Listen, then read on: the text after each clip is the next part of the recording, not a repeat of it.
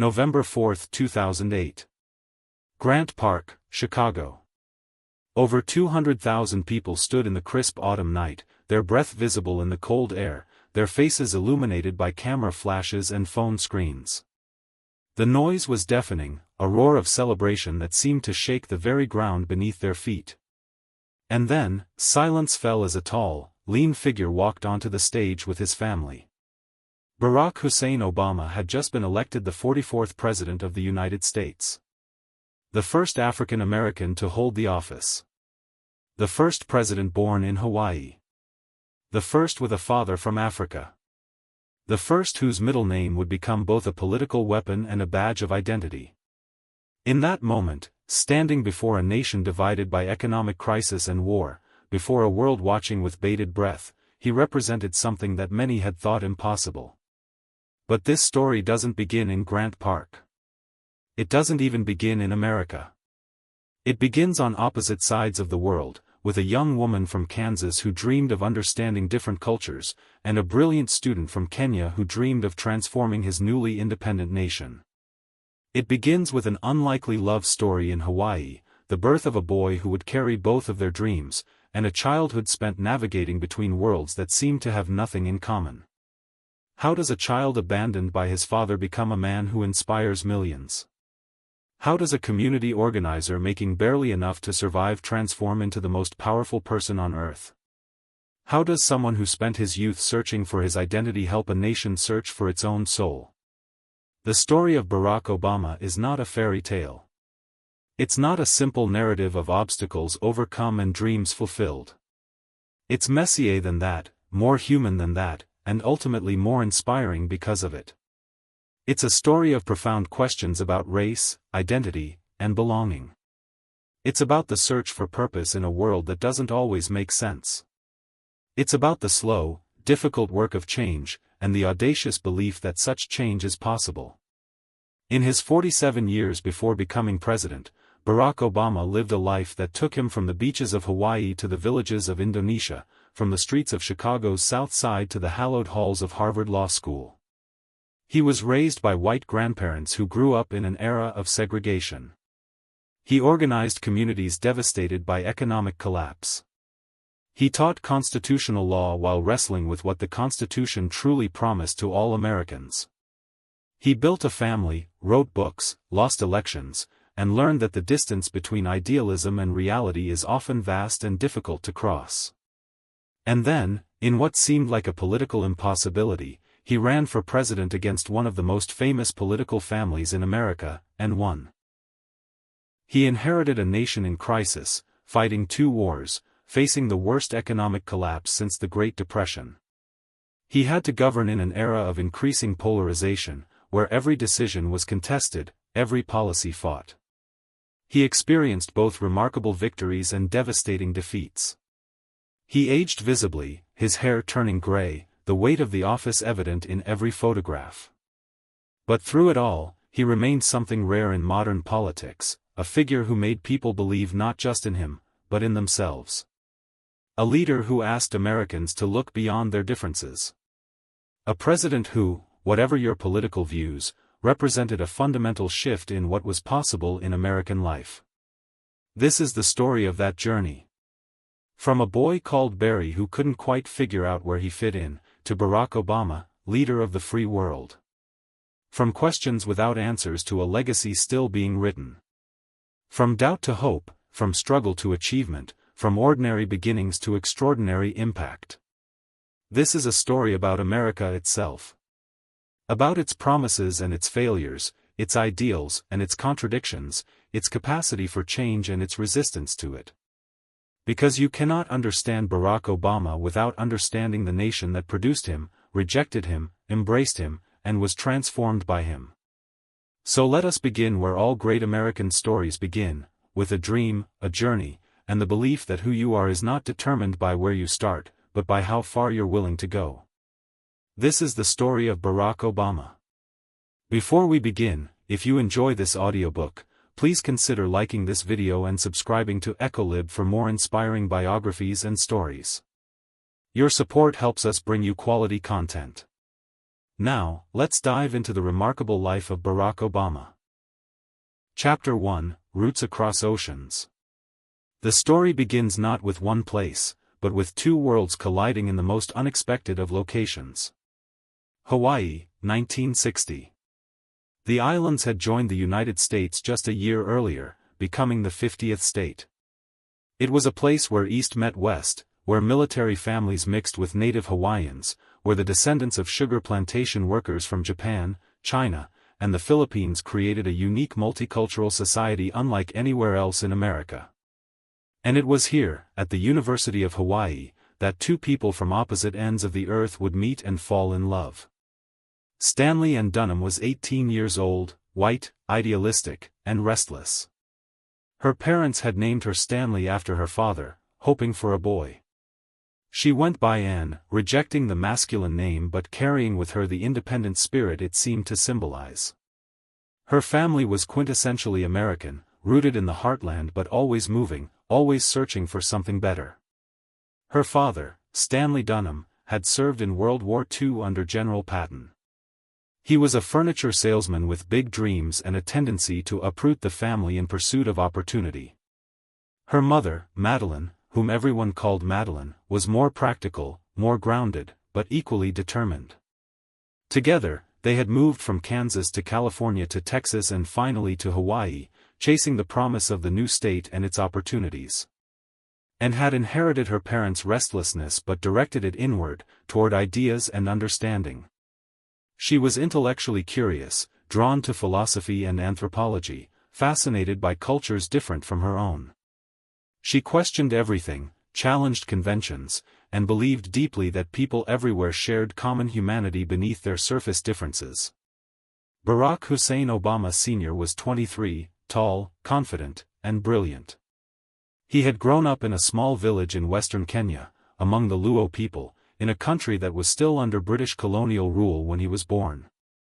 His father had been a prominent figure in their village, but Barack Sr. represented a new generation, one that would see Kenya gain its independence and would inherit the responsibility of building a new nation. He had won a scholarship that brought him to Hawaii as part of a program to educate promising African students in American universities. The idea was that they would return home equipped to lead their countries into the future. Obama Sr. excelled academically, but he also stood out in other ways. He had a commanding presence, a deep voice, and a way of speaking that drew people in. He was proud of his heritage, unapologetic about his Africanness in a way that was unusual for foreign students of that era, who often tried to assimilate as completely as possible. When Anne and Barack Sr. met in a Russian language class, the attraction was immediate and mutual. Here were two people who felt out of place in conventional society, who were drawn to ideas and possibilities rather than the safe, predictable paths their peers were following. They talked for hours, sharing dreams and philosophies, creating a connection that transcended the obvious differences in their backgrounds. The relationship was controversial from the start. This was 1960, and interracial relationships were not just frowned upon but actually illegal in many American states. Even in Hawaii, with its more relaxed racial atmosphere, the pairing raised eyebrows. Anne's parents were not thrilled, though they were more concerned about their daughter's youth and the practical challenges ahead than about race itself. When Anne became pregnant, the young couple married in early 1961. It was a small, quiet ceremony. But there were complications that Anne may not have fully understood at the time. Barack Obama Sr. had left behind a wife and child in Kenya, a fact that would only emerge later. The marriage was, from the beginning, built on an unstable foundation. On August 4, 1961, in Honolulu's Kapiolani Medical Center, Anne gave birth to a son. They named him Barack Hussein Obama II, after his father. The baby had his father's name, his dark skin, and a future that no one could have predicted. For the first 2 years of his life, young Barry, as he would be called, lived with both parents. But Barack Obama Sr. was ambitious, driven, and already looking beyond Hawaii. He had been accepted to Harvard University for graduate studies in economics. The scholarship would cover his expenses, but not those of a wife and child. He made a choice that would define his son's life. He left for Harvard alone. And little Barry moved in with her parents. Barack Obama Sr. would complete his studies at Harvard and then return to Kenya, where he took a position in the government's finance ministry. The marriage, already strained by distance and the revelation about his Kenyan family, effectively ended, though it would not be officially dissolved for several years. Young Barry would grow up with only the faintest memories of his father. There are photographs from those early years showing a man holding his toddler son, both of them smiling, but these images would become more mythological than real, symbols of a relationship that never truly existed. The one significant encounter came in 1971, when Barry was 10 years old.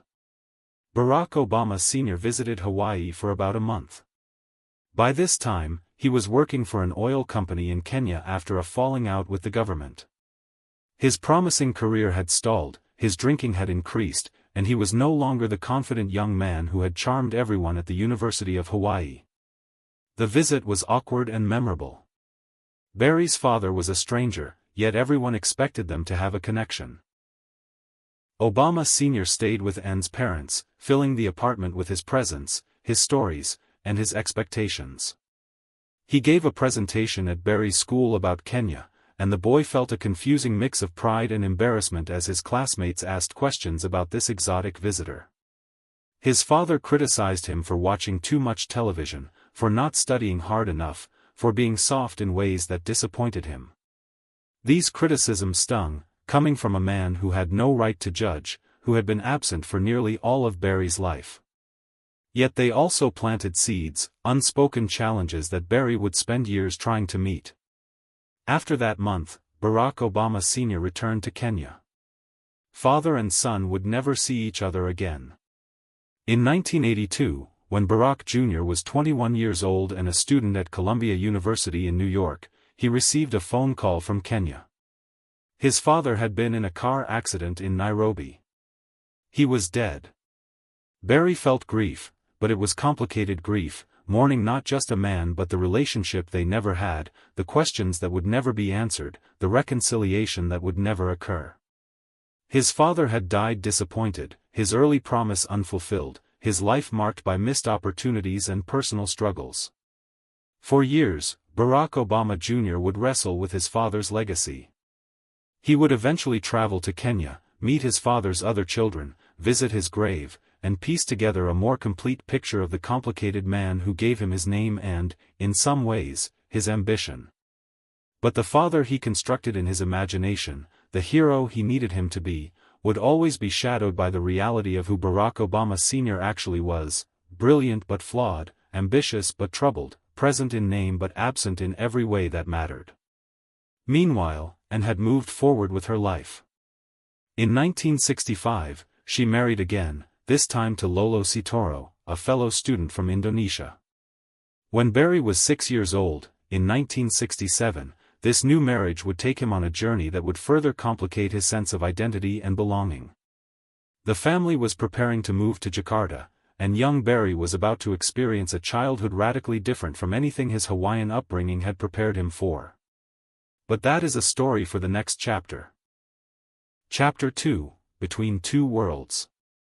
The plane touched down in Jakarta, and 6-year-old Barry Obama stepped into a world that felt like another planet. Indonesia in 1967 was a nation in transition, still recovering from political upheaval that had left hundreds of thousands dead. It was hot, crowded, and chaotic in ways that Hawaii, for all its diversity, had never been. The streets were filled with bicycles, bikaks, which were three-wheeled pedicabs, and the occasional car navigating through crowds of people. The air smelled of clove cigarettes, street food, and tropical vegetation. Everywhere Barry looked, he saw poverty alongside beauty, struggle alongside joy. His stepfather, Lolo Sitoro, had returned to Indonesia after completing his studies in Hawaii. The political situation in his country had stabilized enough for him to come home, and he had obligations to family and nation that required his presence.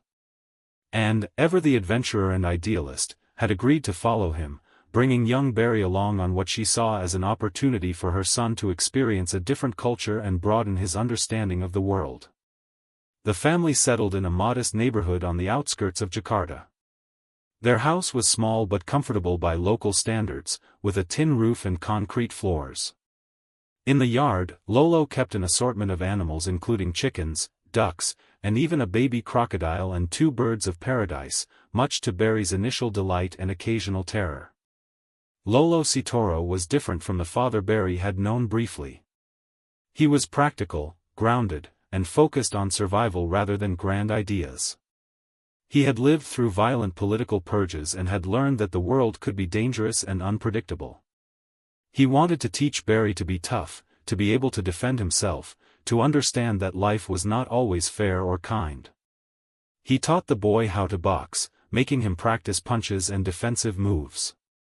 He took him to see parts of Jakarta that most foreigners never witnessed: beggars with horrific deformities, children his own age working instead of playing, the raw reality of poverty that existed just beyond their neighborhood.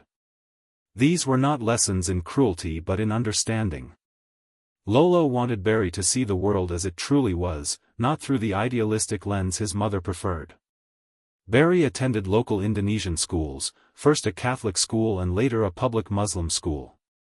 He learned Bahasa Indonesia quickly, as children do, and made friends with local kids who accepted him as just another boy in the neighborhood. He played soccer in the streets, flew kites, caught dragonflies, and adapted to his new environment with the resilience of childhood. But he was also clearly different. His skin was darker than most Indonesians, his features marked him as partially foreign, and there was always an awareness that he wasn't quite like everyone else.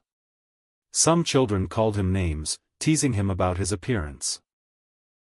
These early experiences of being identified as other, of being marked as different, would shape his understanding of identity and belonging in profound ways. His mother, meanwhile, was determined that Barry would not lose his American identity or fall behind academically.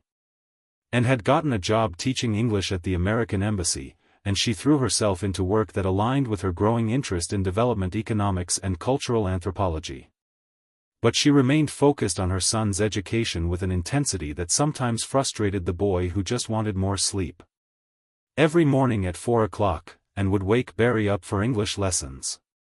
While it was still dark outside, while the rest of the neighborhood slept, mother and son would sit at the table with correspondence course materials from the United States. She taught him American history, English grammar, mathematics. She played records of Mahalia Jackson singing gospel music. She wanted him to understand where he came from, even as he was living somewhere completely different. Barry often resented these early morning sessions. He was tired. He wanted to be like the other kids who didn't have to study before the sun came up, and he sometimes pushed back against his mother's insistence. But Anne was relentless.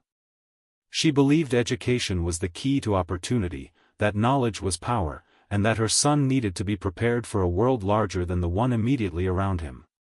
She also taught him values that would stay with him forever. She emphasized empathy, the importance of understanding people different from yourself. She spoke about fairness and justice, about standing up for those who couldn't stand up for themselves.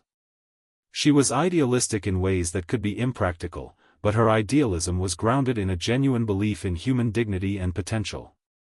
Anne's work increasingly took her into rural areas of Indonesia, where she studied village economics and worked with craftspeople, particularly women weavers and artisans. She was fascinated by how traditional economies functioned, how communities organized themselves, how people survived and sometimes thrived despite limited resources. This work would eventually become her life's passion, leading to a doctoral degree in anthropology and decades of work in development. Barry's half-sister, Maya, was born in Jakarta in 1970.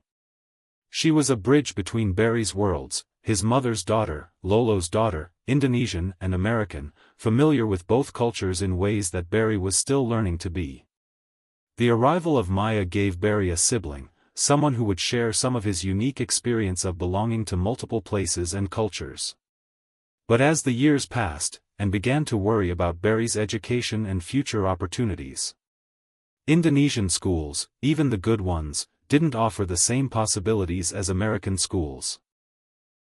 She had always planned for Barry to eventually return to the United States for university, but she began to think that return needed to happen sooner. The question was where he would go and who would take care of him. The answer came from Hawaii. Anne's parents, Stanley and Madeline Dunham, agreed to take Barry in. He could live with them, attend better schools, and prepare for the future that Anne envisioned for him. It was a difficult decision for everyone involved. Barry would be separated from his mother and sister, sent back to a place that was familiar but where he would now be living under different circumstances. And would be choosing her son's future over the daily presence of raising him. In 1971, at the age of 10, Barry Obama boarded a plane alone and flew back to Hawaii. His mother and Maya would follow eventually, but for now, he was on his own, returning to his grandparents to begin a new chapter of his life. The boy who landed in Honolulu was different from the one who had left 4 years earlier. He had seen poverty and struggle. He had learned another language and lived in another culture. He had absorbed lessons about survival and resilience from his stepfather, and lessons about empathy and justice from his mother. He had begun to understand that the world was larger and more complicated than most people realized. He moved into his grandparents' small apartment in Honolulu, and they enrolled him at Punahou School, one of the most prestigious private schools in Hawaii. He had earned a scholarship, a testament to his intelligence and his mother's dedication to his education. But Punahou would present its own challenges, its own questions about identity and belonging. Stanley and Madeline Dunham, Gramps and Toot as Barry called them, provided stability and love. Gramps was gregarious and friendly, always ready with a story or a joke, working in furniture sales and dreaming of bigger things. Toot was more reserved but fiercely intelligent and determined. She had worked her way up at the Bank of Hawaii, breaking through gender barriers to become one of the first female vice presidents at the institution. She was the steady hand, the practical one who made sure bills were paid and life functioned smoothly. They gave Barry a home, but they couldn't give him all the answers he was beginning to seek. He was a black boy being raised by white grandparents in a wealthy school where he was one of only a handful of black students. He had lived in Indonesia but was American. He had a Kenyan name but had never been to Kenya. He had a father who was famous in his absence and a mother who was physically distant but emotionally present in every value she had instilled in him. These tensions, these questions of identity and belonging, would define his teenage years. And Punahou School, with all its opportunities and challenges, would be the crucible in which young Barry Obama would begin the long, difficult process of figuring out who he was and who he wanted to become. Chapter 3, Finding Identity. Punahou School sat on 76 acres of manicured lawns and historic buildings in the heart of Honolulu. It was a place of privilege, where the children of Hawaii's elite, along with military families and a handful of scholarship students, received one of the best educations available anywhere in the Pacific. For Barry Obama, arriving there at age 10, it represented both opportunity and alienation. He was one of only a small number of black students in the entire school. In his class photos, he stands out immediately, not just because of his skin color but because of something in his expression, a guardedness that suggests awareness of being watched, of being different. While Hawaii was more racially diverse and tolerant than most of America, Punahou itself was predominantly white and Asian, and the social hierarchies of adolescence have a way of magnifying every difference. The teenage years are difficult for everyone, but for Barry they became a crucible of identity formation unlike anything most of his peers experienced. He was grappling with questions that had no easy answers.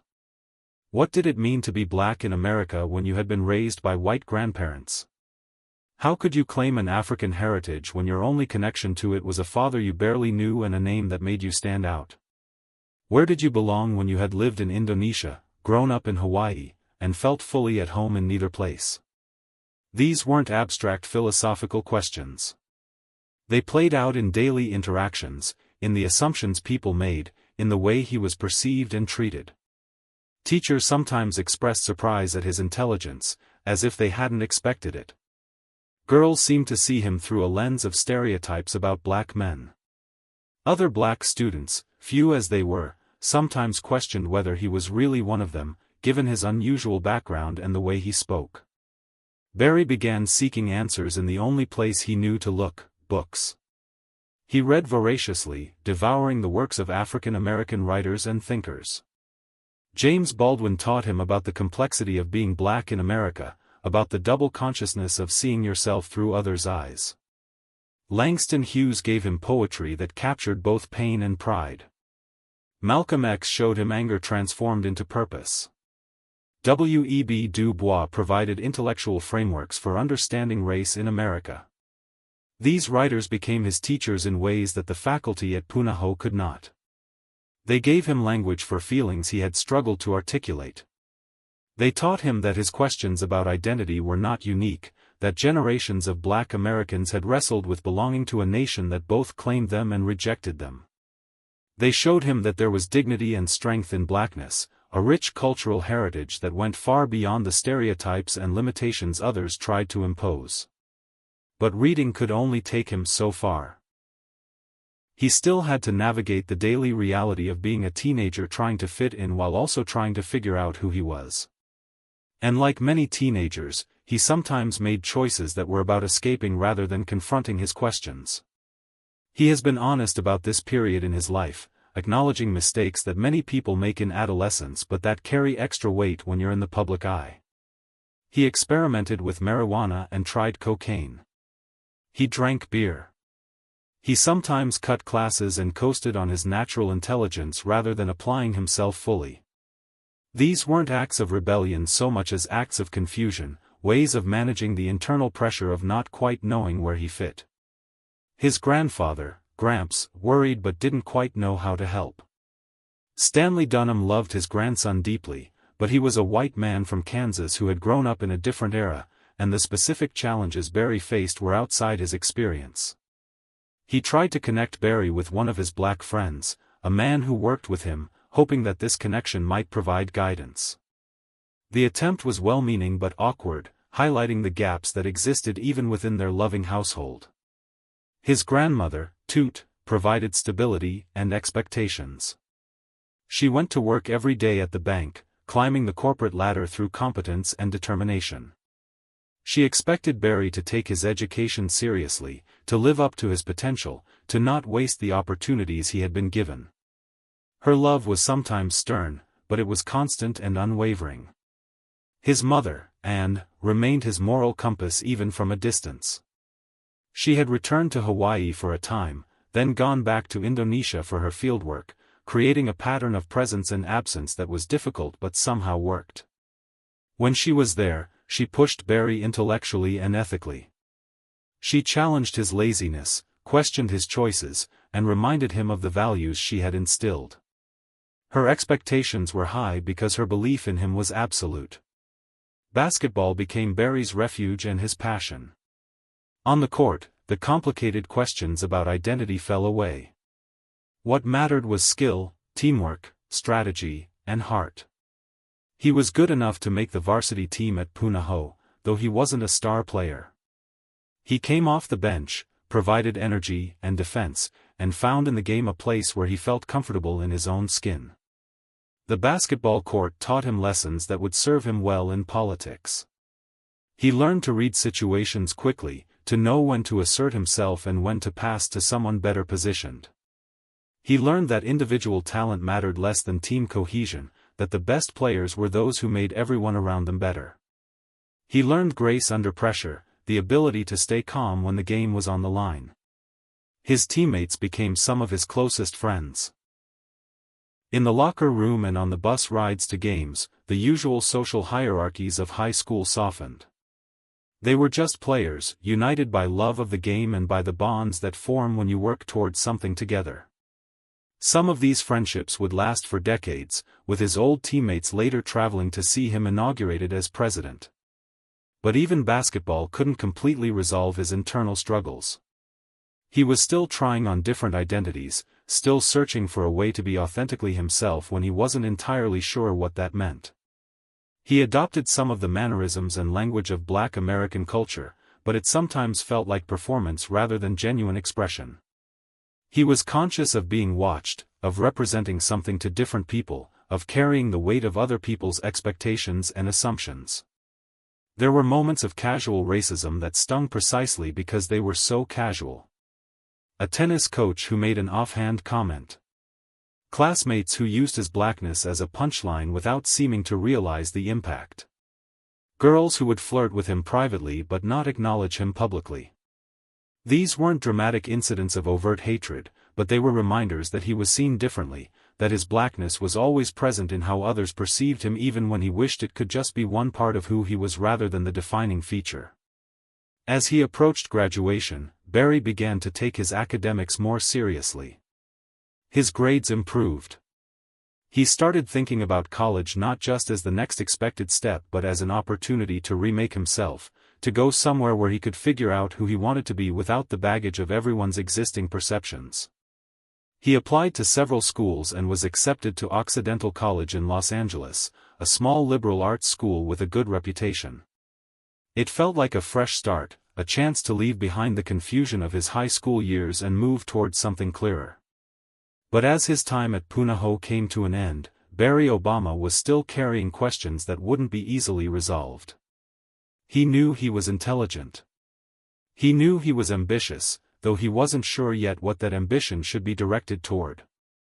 He knew he cared about justice and fairness in ways that went beyond abstract principle. And he knew that being black in America meant something significant, even if he was still figuring out exactly what that meant for him personally. His graduation from Punahou in 1979 marked the end of one chapter and the beginning of another. He was leaving Hawaii, the place where he had been raised, where his grandparents had given him a home and his mother had given him values. He was heading to the mainland, to California, to a new environment where no one knew him and where he could, perhaps, finally figure out who Barack Obama was meant to be. The search for identity that had defined his teenage years was not over. In fact, it was just beginning. But he was ready now to pursue it more intentionally, to stop running from the questions and start looking for real answers. College would provide new challenges and new opportunities for growth. And slowly, the confused teenager would begin to transform into the thoughtful young man who would eventually change American history. Chapter 4: The Education of a Community Organizer. Los Angeles in 1979 felt like freedom. Occidental College sat in Eagle Rock, a neighborhood removed from the city's harshest realities but close enough to sense them. For Barack Obama, now insisting on his full first name rather than Barry, it represented possibility. Occidental was small and liberal, a place where students debated politics and social justice late into the night. Barack found himself among others grappling with identity and purpose. For the first time, he wasn't alone in asking hard questions about race, class, and America's promises. It was at Occidental that Barack gave his first political speech. Students were protesting South African apartheid, demanding their college divest from companies doing business with the racist regime. When Barack's turn came to speak, he talked about connections between apartheid and racial injustice in America. But mid-speech, he became aware of something troubling. Part of him was performing, saying what people wanted to hear rather than speaking from genuine conviction. This self-awareness was crucial. He could move people with words, but he didn't want to become someone who performed activism rather than lived it. After 2 years, Barack transferred to Columbia University in New York City. He wanted to be closer to real centers of power and problems. Columbia was larger, more intense. New York in the early 80s was a city of stark contrasts. Wall Street boomed while vast neighborhoods struggled with poverty, crime, and crack cocaine. The gap between rich and poor widened daily.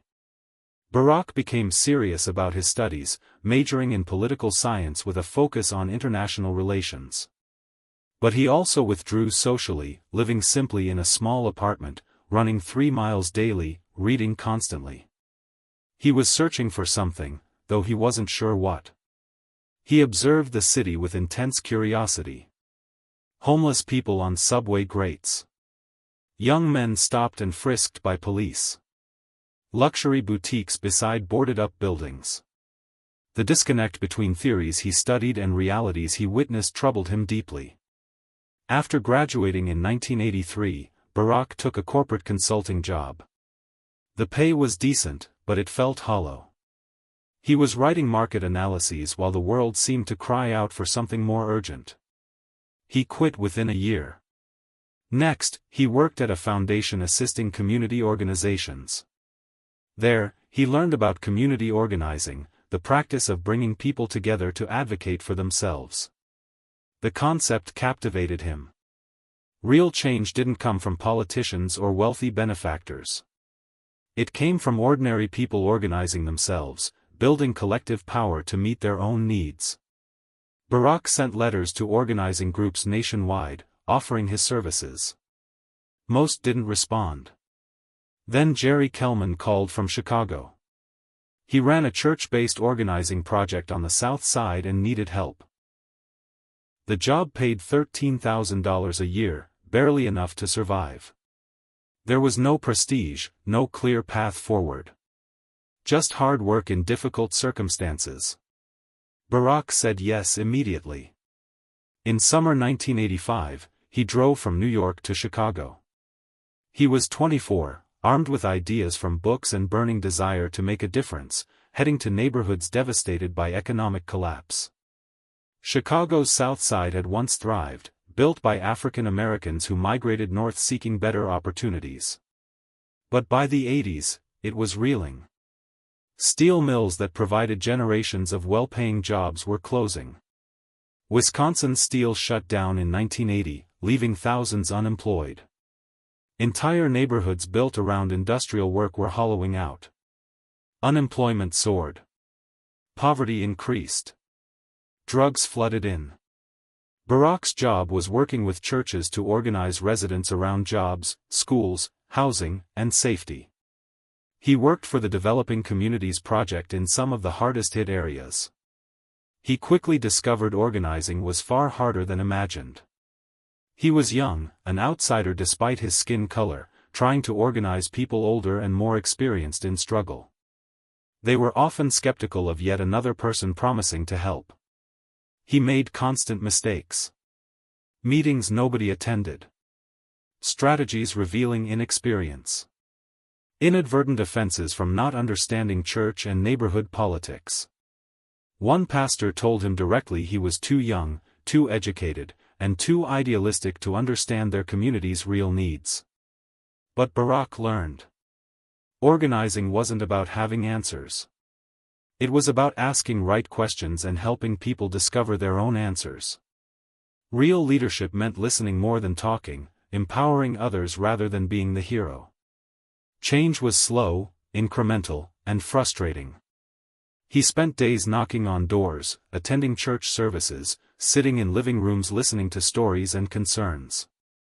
Job loss. Struggling to pay rent. Children in failing schools. Daily indignities of poverty. These weren't abstract problems anymore. They were real people with real hardships. He worked with church leaders to identify organizing issues. They fought to remove asbestos from public housing. They pressured the city to improve neglected neighborhood services.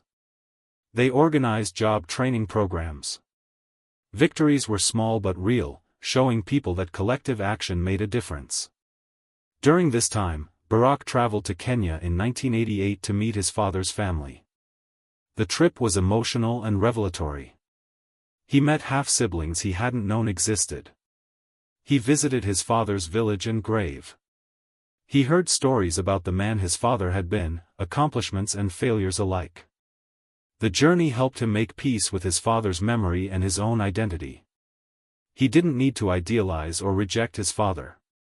He could accept him as a flawed human being shaped by colonialism, personal demons, and a rapidly changing Africa. More importantly, he could accept himself as someone whose identity drew from multiple sources and didn't need to be simple. Back in Chicago, Barack continued organizing but started thinking about next steps. He had learned enormously in 3 years. But he was becoming aware of limitations. Many problems facing these communities were rooted in policies made far away, in city halls, state legislatures, and Washington. Organizing could build power, but that power needed to influence policy to create lasting change. Barack began thinking about law school. Some fellow organizers saw this as betrayal, turning away from real work toward the establishment. But Barack saw it differently. Understanding law, particularly constitutional law, could be a tool for change. He thought about lawyers like Thurgood Marshall who used courts to challenge segregation. He applied to Harvard Law School and was accepted. In fall 1988, he left Chicago, promising people he had worked with that he would return, that this wasn't the end of his commitment but a different phase of the same work. His 3 years as a community organizer had transformed him. He arrived in Chicago as an idealistic young man with theories about change. He left understanding the reality of struggle, having built genuine relationships across lines of class and experience, having learned that change required both vision and patience. Chapter 5: Harvard and the Law. Harvard Law School in 1988 was one of America's most prestigious institutions. For Barack Obama, arriving from Chicago's South Side, it represented both opportunity and a test of whether he could navigate elite spaces without losing his organizing values. Harvard Law was intensely competitive. The Socratic method, where professors cold-called students to answer complex questions before hundreds of peers, created constant pressure. First-year students spent endless hours reading cases and trying to keep up with the relentless pace.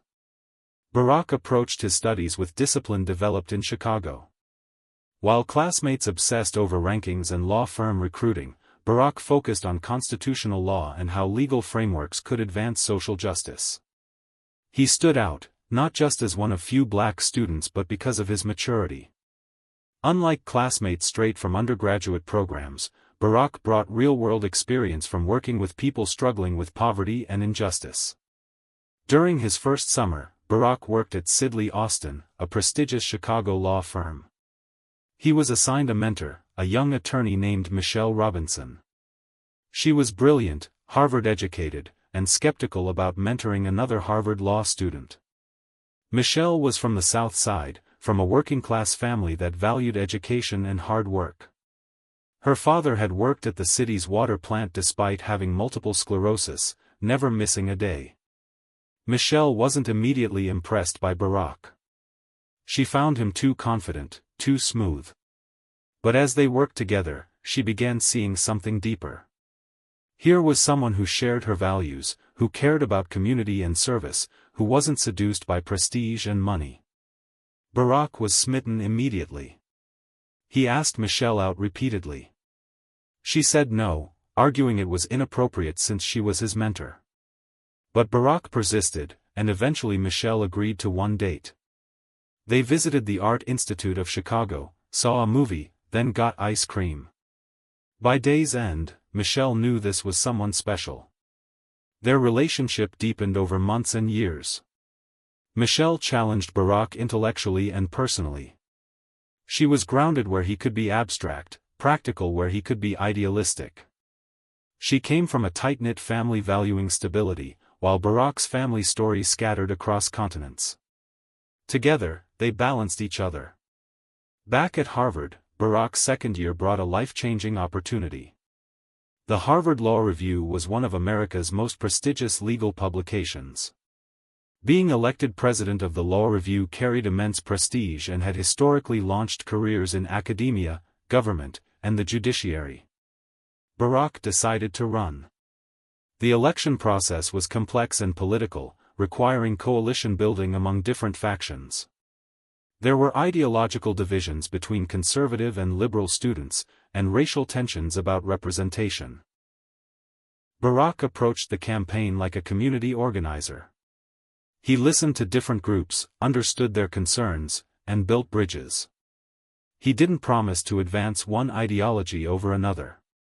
Instead, he emphasized fairness, inclusion, and respect for different viewpoints. In February 1990, Barack Obama was elected president of the Harvard Law Review. He was the first African American in the publication's 104-year history. The election made national news. Here was a barrier broken at one of America's most elite institutions. The New York Times wrote about him. Publishers contacted him about writing a book. Suddenly, Barack Obama was nationally known, at least within legal and academic circles. The attention was both exciting and burdensome. Barack was proud but knew that being the first black anything came with pressures. Some would see him primarily through that lens, either celebrating him as a symbol or questioning whether he deserved the position. As Law Review president, Barack created an inclusive environment. He published articles from both conservative and liberal scholars. He mediated disputes between board members with different ideologies. He focused on scholarship quality rather than letting politics dominate. But the position took enormous time and energy. Between coursework, law review responsibilities, and constant interview requests, Barack was stretched thin. He continued excelling academically, but the workload was intense. Throughout this period, his relationship with Michelle remained central. She provided grounding and perspective. When attention from being law review president threatened to inflate his ego, Michelle kept him humble. When pressure became overwhelming, she reminded him what truly mattered. Barack graduated from Harvard Law School in 1991 with his Juris Doctor degree, magna cum laude. He had multiple options: prestigious clerkships, positions at major law firms, academic appointments. Many expected him to pursue a traditional path to power and success. Instead, Barack made a choice that surprised many but was consistent with his values. He decided to return to Chicago. He would practice civil rights law, teach constitutional law at the University of Chicago, and stay connected to community organizing. He had promised the South Side people he would return, and he intended to keep that promise. He joined a small civil rights law firm working on voting rights and employment discrimination cases. The work didn't pay as well as corporate law, but it aligned with his commitment to using legal skills for social justice. He also began teaching at the University of Chicago Law School. His constitutional law classes were popular. He brought organizing experience into the classroom, encouraging students to think about how constitutional principles applied to real situations and how law could be a tool for positive change. In 1992, Barack Obama married Michelle Robinson. The ceremony was at Trinity United Church of Christ on the South Side. It was a celebration bringing together their families, friends, and different worlds they had inhabited. Their marriage represented a partnership between two ambitious, intelligent people who shared values but had different strengths. Michelle was organized, the planner who handled practical matters. Barack was the dreamer, the strategist thinking about big ideas and long-term possibilities. Together, they were formidable. Barack also began writing a book. A publisher had approached him at Harvard about writing on race relations. After years of writing and rewriting, Dreams from My Father was published in 1995. It was a memoir meditating on identity, family, and race in America. The book received positive reviews but initially sold modestly. By the mid-90s, Barack had established himself in Chicago. He was a respected civil rights attorney, popular law professor, published author, and community figure. He and Michelle were building a life together. But Barack was restless. He had learned the law, but he was increasingly convinced that real change required political power. That meant entering electoral politics. The question was no longer whether he would run for office, but when and for what position. Chapter 6: Building a Life in Chicago. The mid-90s found Barack Obama building a life that balanced multiple identities: attorney, professor, husband, and increasingly, political activist. He and Michelle were creating their future together in Chicago, navigating the challenges of two ambitious careers and dreams of starting a family. Barack's work as a civil rights attorney focused on cases that mattered to communities. He worked on voting rights cases, challenging districting plans that diluted minority voting power. He represented clients facing employment discrimination. The cases rarely made headlines, but they made real differences in people's lives. This was law as he believed it should be practiced, as a tool for justice rather than profit. His teaching at the University of Chicago Law School brought him intellectual satisfaction. His constitutional law classes explored fundamental questions about rights, liberty, and the role of government. Students found him challenging but fair, someone who pushed them to think deeply about how constitutional principles applied to contemporary issues. He encouraged debate and respected different viewpoints, much as he had done at the Harvard Law Review. In 1992, Barack directed a voter registration drive called Project Vote in Illinois. The goal was to register African American voters ahead of the presidential election. It was community organizing on a larger scale, and Barack brought everything he had learned on the South Side to the effort. The campaign registered over 100,000 new voters and was credited with helping Bill Clinton win Illinois and Carol Moseley Braun become the first black woman elected to the U.S. Senate. The success of Project Vote raised Barack's profile in Chicago political circles. People began talking about this smart, articulate young attorney who could organize and inspire. But more importantly, it taught Barack about the intersection of organizing and electoral politics. Registering voters was organizing work, but it directly impacted who held power and what policies they pursued. In October 1992, Barack and Michelle married at Trinity United Church of Christ. Their wedding brought together Michelle's tight-knit family and Barack's scattered relatives. Michelle's father, Fraser Robinson, walked his daughter down the aisle despite his declining health from multiple sclerosis. It was a joyous celebration, but also poignant. Fraser would pass away just a few months later, in March 1993, leaving a hole in Michelle's life that never fully healed. Michelle was working at the Chicago city government and later at a nonprofit, building her own impressive career. She was passionate about public service but also practical about the need for financial stability. Barack's choices, noble as they were, didn't pay particularly well. They had student loans to repay and hoped to start a family. The tension between idealism and practical concerns was constant in their household. In 1995, Barack's memoir, Dreams from My Father, was published. The book was deeply personal, exploring his family history, his search for identity, and his understanding of race in America. Critics praised its literary quality and introspective honesty.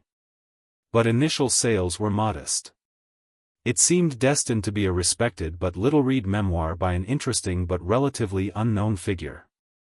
That same year, 1995, brought Barack to a crossroads. Illinois State Senator Alice Palmer, who represented a South Side district, announced she would run for Congress. Her state Senate seat would be open, and she encouraged Barack to run for it. Here was an opportunity to enter electoral politics, to move from organizing and advocating to actual lawmaking. Barack had mixed feelings. He believed in grassroots organizing and worried that becoming a politician might mean compromising principles for political expediency. But he also recognized that organizing had limits. Real systemic change required changing laws and policies, and that meant being inside the system. He decided to run. Michelle was skeptical but supportive. She worried about the toll of political life on their family and their finances. Political campaigns were expensive and time-consuming, and there was no guarantee of success. But she also understood that Barack needed to pursue this path, that he would always wonder, what if he didn't try. The campaign started smoothly. Alice Palmer endorsed Barack as her successor. He began organizing his campaign, reaching out to community members, building support. Then Palmer's congressional campaign failed. She lost her primary race and suddenly wanted her state Senate seat back. Barack faced a difficult decision. Palmer asked him to step aside, to let her run again for her old seat. Many in Chicago's political establishment expected him to defer to the more established politician.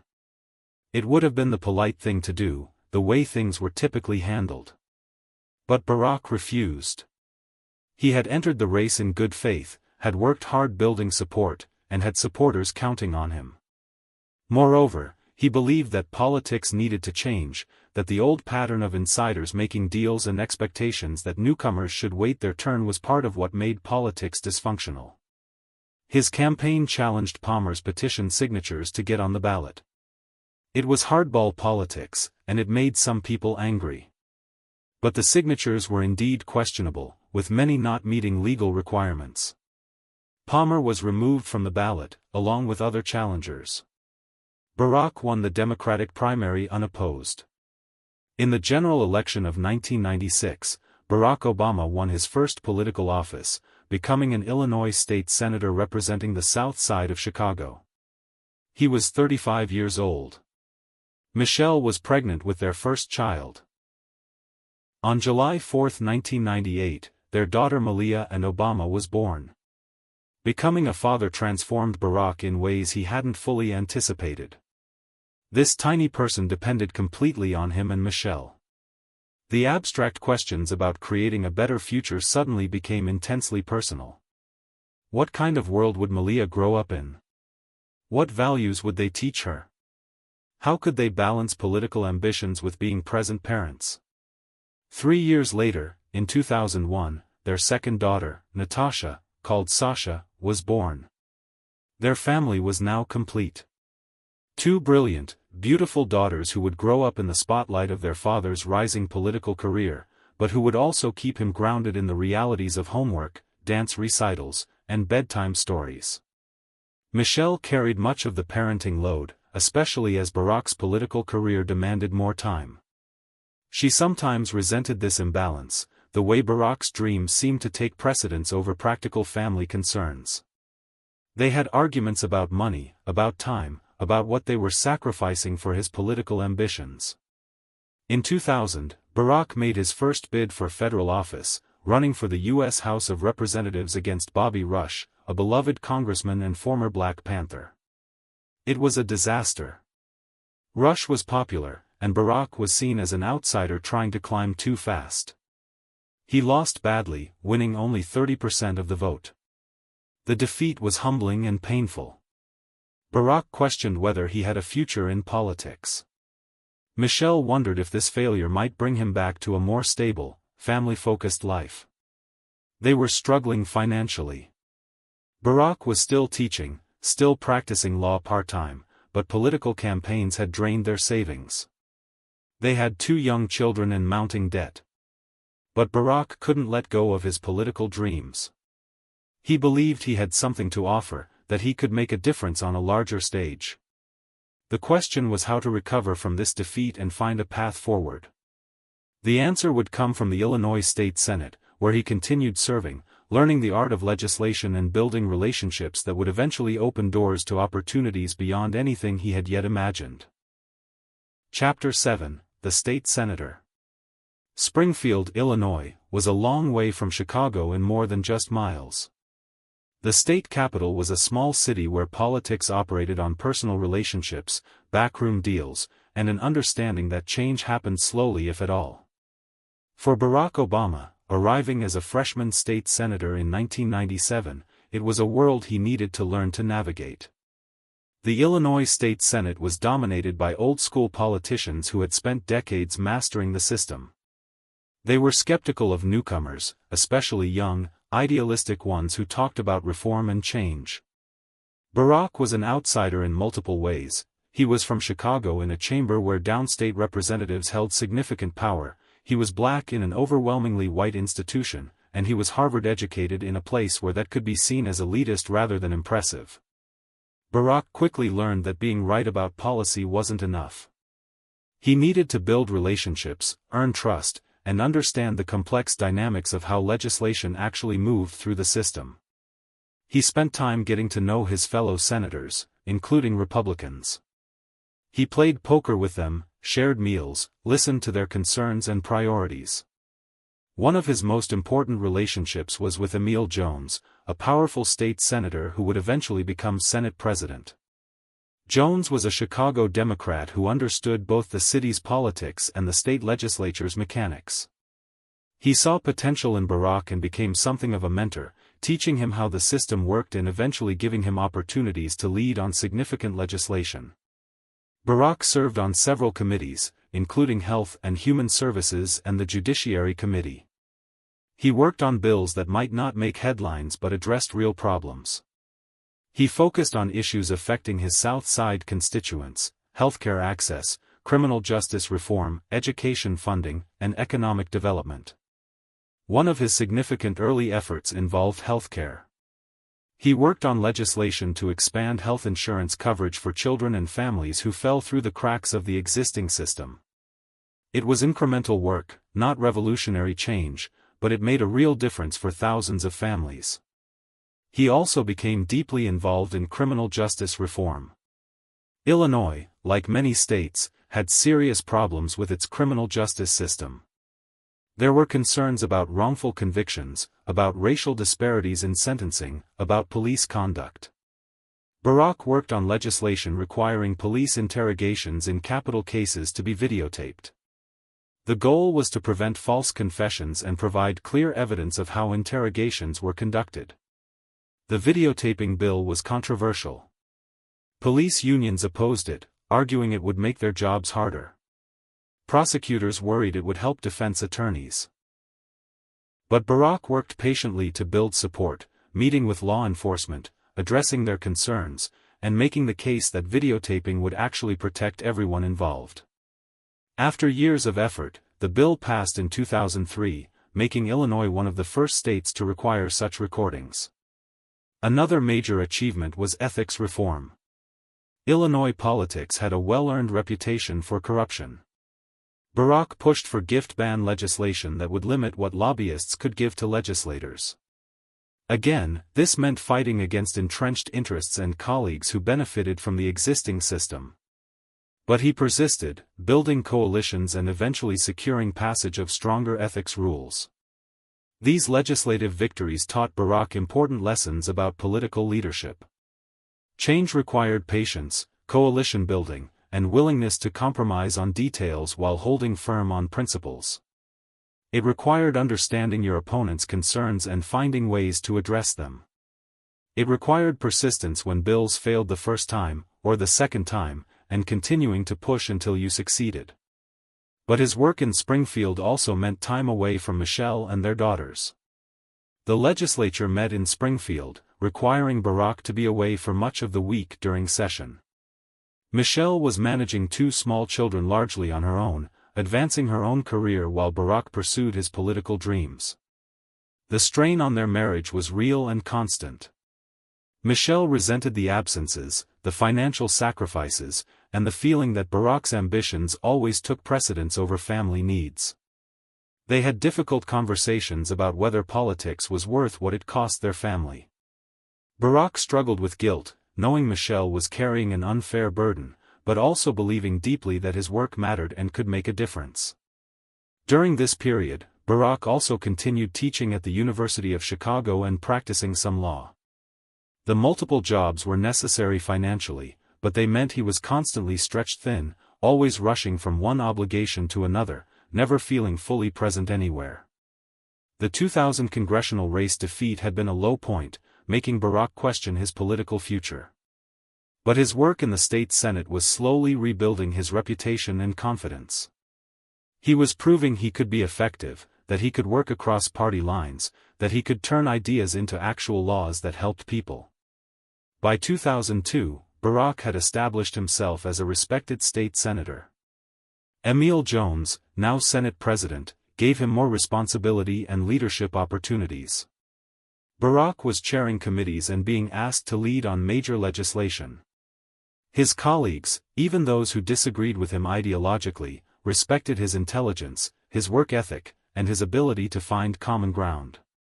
Then came a moment that would showcase Barack's judgment and willingness to take unpopular stands. In October 2002, as the United States prepared for war with Iraq, Barack was asked to speak at an anti-war rally in Chicago. Many politicians were supporting the war, wary of seeming unpatriotic. The memory of September 11 was still fresh, and President Bush was arguing that Iraq posed a threat that required military action. Barack decided to speak against the war. His speech was careful and nuanced. He didn't oppose all wars, he said. He would have supported action against those responsible for September 11.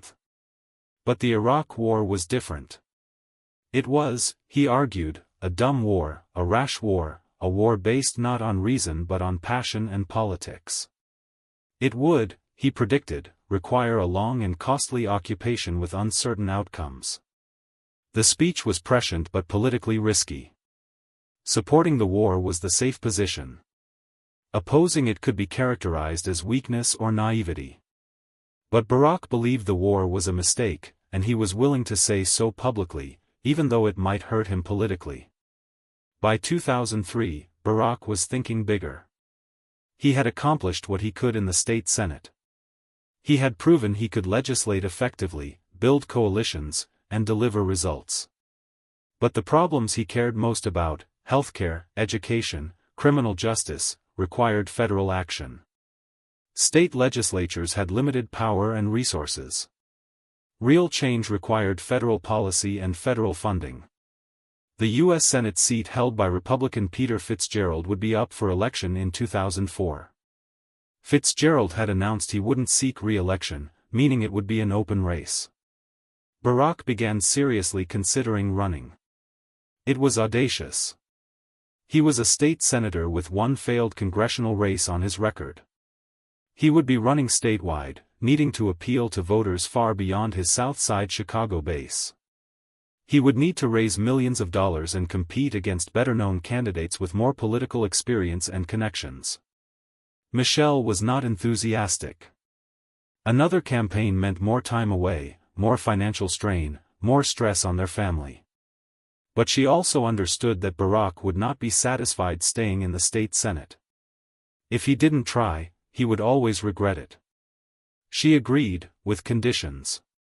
If he lost, he would need to reconsider his political future and think seriously about what was best for their family. Barack announced his candidacy for the United States Senate in early 2003. Few people outside Illinois had heard of him. Political insiders gave him little chance of winning. But Barack Obama was about to prove that sometimes long shots come in, and that his particular combination of intelligence, charisma, organizing skill, and message could resonate far beyond anyone's expectations. Chapter 8: The National Stage. The 2004 Senate race began as a long shot. Barack Obama was a state senator with limited name recognition outside Chicago, running against several better-known Democrats in the primary. The front-runner was Dan Hines, the state comptroller with strong political connections and union support. Blair Hull, a wealthy businessman, was spending millions of his own money on the race. And there was Maria Pappas, the Cook County treasurer with her own base of support. Barack had something his opponents lacked, a grassroots organizing machine. He applied everything he had learned as a community organizer to building a campaign. His team focused on voter registration, particularly in African American communities. They held small house parties where Barack could talk directly with voters. They used the emerging power of the internet to raise small donations from thousands of supporters. His message was compelling. He talked about hope and possibility, about bringing people together rather than dividing them.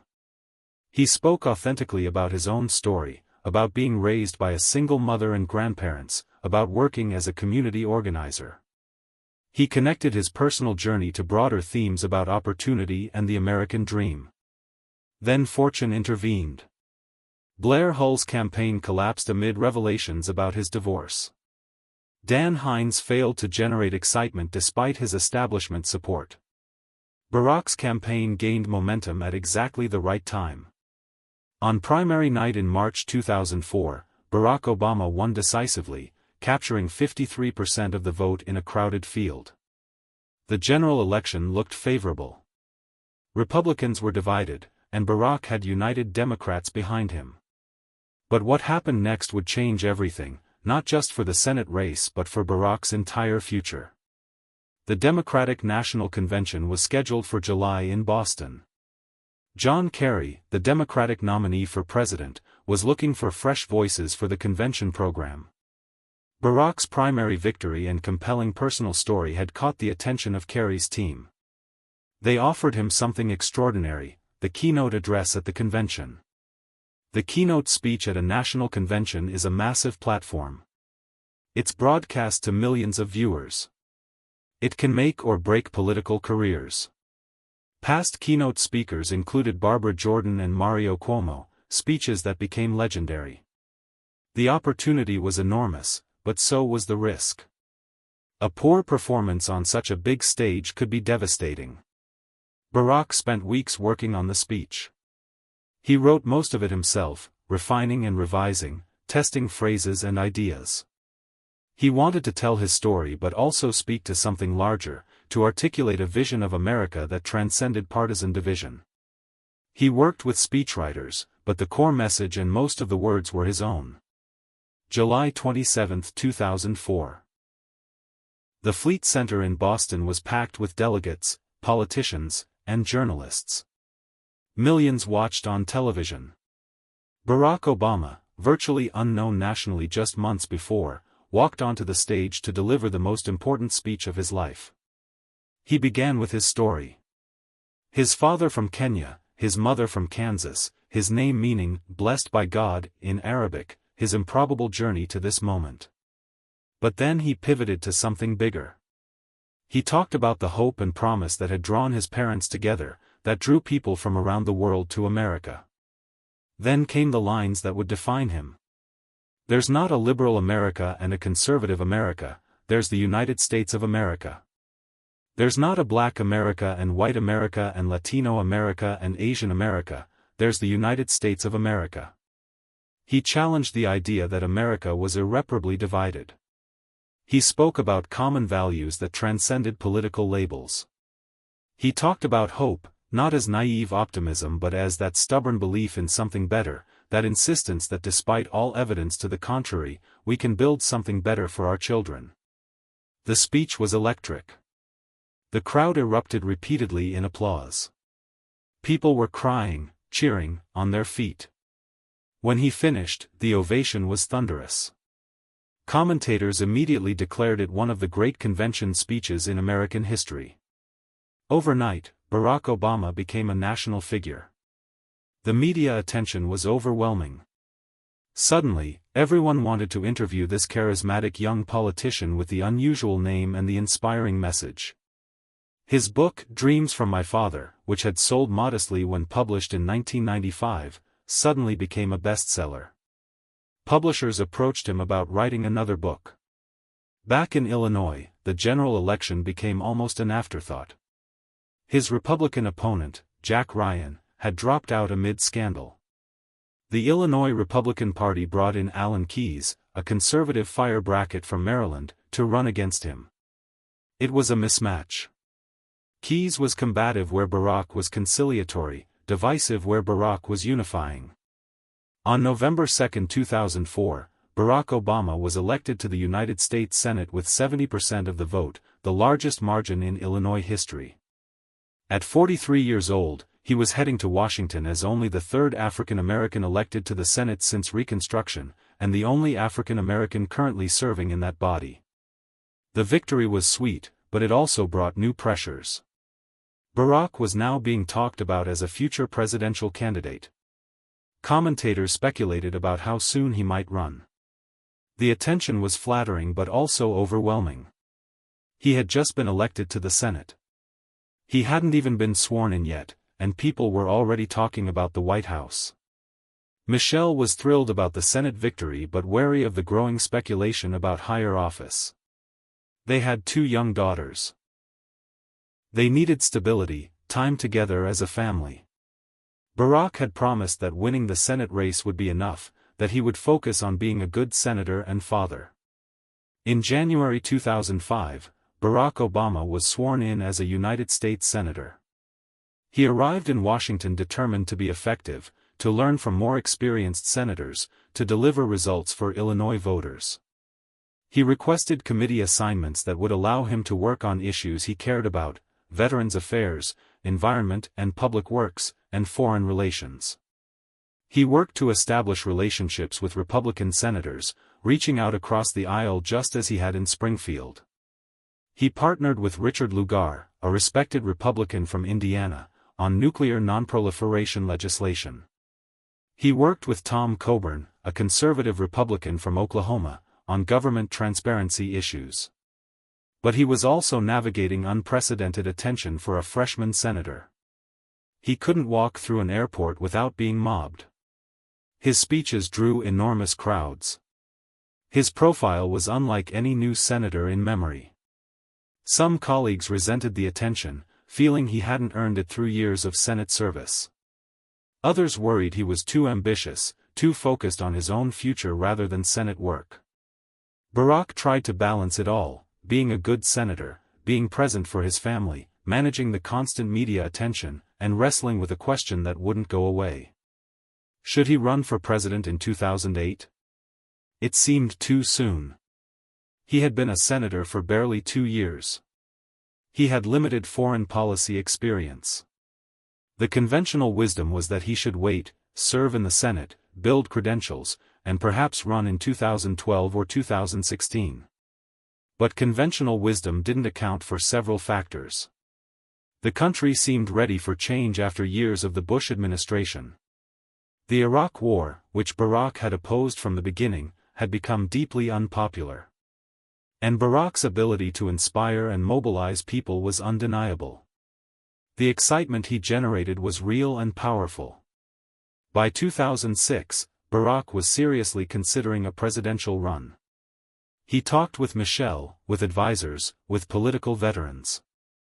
The arguments for waiting were logical and sensible. But sometimes in politics, there are moments of opportunity that don't wait for conventional timelines. In October 2006, his second book, The Audacity of Hope, was published. It became an immediate bestseller, further raising his profile and articulating his political philosophy. The book tour drew massive crowds. The energy was undeniable. By the end of 2006, Barack Obama had made his decision. He would run for President of the United States. It was audacious, improbable, maybe even foolish. But as he had written in his book, sometimes audacity is exactly what hope requires. Chapter 9, Yes We Can. February 10, 2007. Springfield, Illinois. The old state capital, where Abraham Lincoln had delivered his famous House Divided speech in 1858. On a bitterly cold winter day, with temperatures below freezing, over 15,000 people gathered to hear Barack Obama announce his candidacy for President of the United States. In the shadow of the old state capitol, where Lincoln once called on a divided house to stand together, where common hopes and common dreams still live, I stand before you today to announce my candidacy for President of the United States, Barack declared, his breath visible in the frigid air. The symbolism was deliberate. Lincoln had served just one term in Congress before becoming president. He had been considered inexperienced, a long shot. He had stood against the conventional wisdom of his time. Barack was drawing a parallel, suggesting that sometimes what looks like inexperience is actually fresh perspective, and sometimes long shots are exactly what the moment requires. But the challenge ahead was enormous. Hillary Clinton was the overwhelming favorite for the Democratic nomination. She was a former First Lady, a sitting senator from New York, and had the full weight of the Clinton political machine behind her. She had near-universal name recognition, had raised millions of dollars, and had endorsements from most major Democratic leaders. She was, everyone agreed, inevitable. Barack's strategy was to do what he had always done, organize.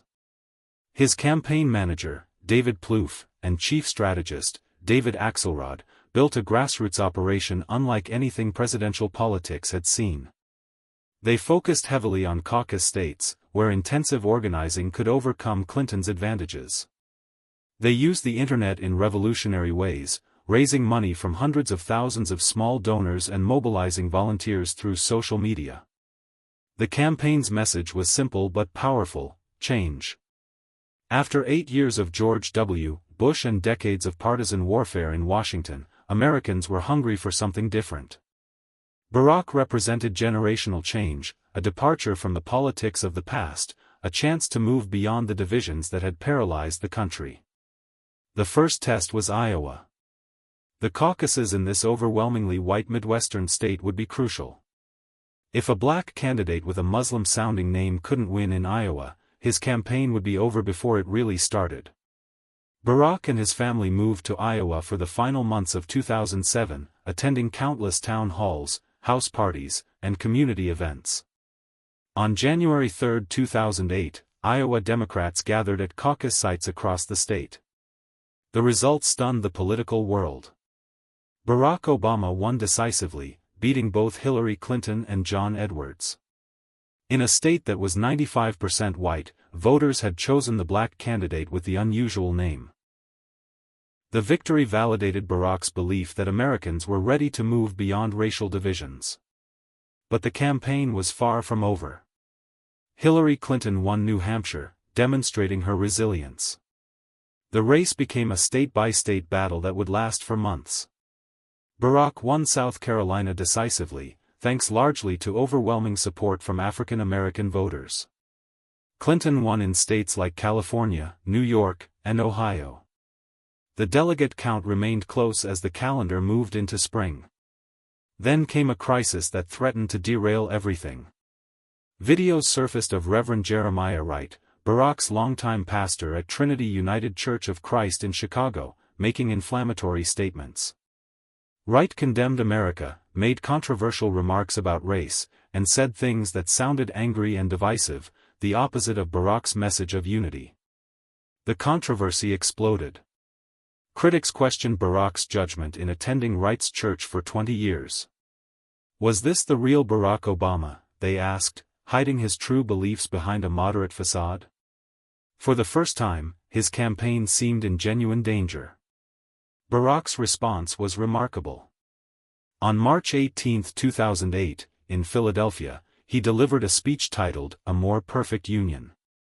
He addressed race in America with a depth and honesty rarely seen in presidential politics. He didn't disown Wright completely, acknowledging the complexity of their relationship and Wright's role in his spiritual life. But he firmly rejected Wright's divisive statements. More importantly, he talked about race itself. He discussed the anger in the black community rooted in historic injustice and present inequality. He acknowledged white resentment and economic anxiety. He argued that both feelings were real and understandable, but that dwelling on grievances wouldn't move the country forward. The speech was praised as one of the most thoughtful discussions of race by a major political figure in decades. The campaign continued through the spring. Barack won North Carolina and tied in Indiana on the same night in May, effectively clinching the nomination mathematically. But Clinton fought on until June, winning some late primaries before finally conceding. The primary campaign had been long and sometimes bitter, but it had also shown Barack's resilience, discipline, and ability to inspire millions of new voters.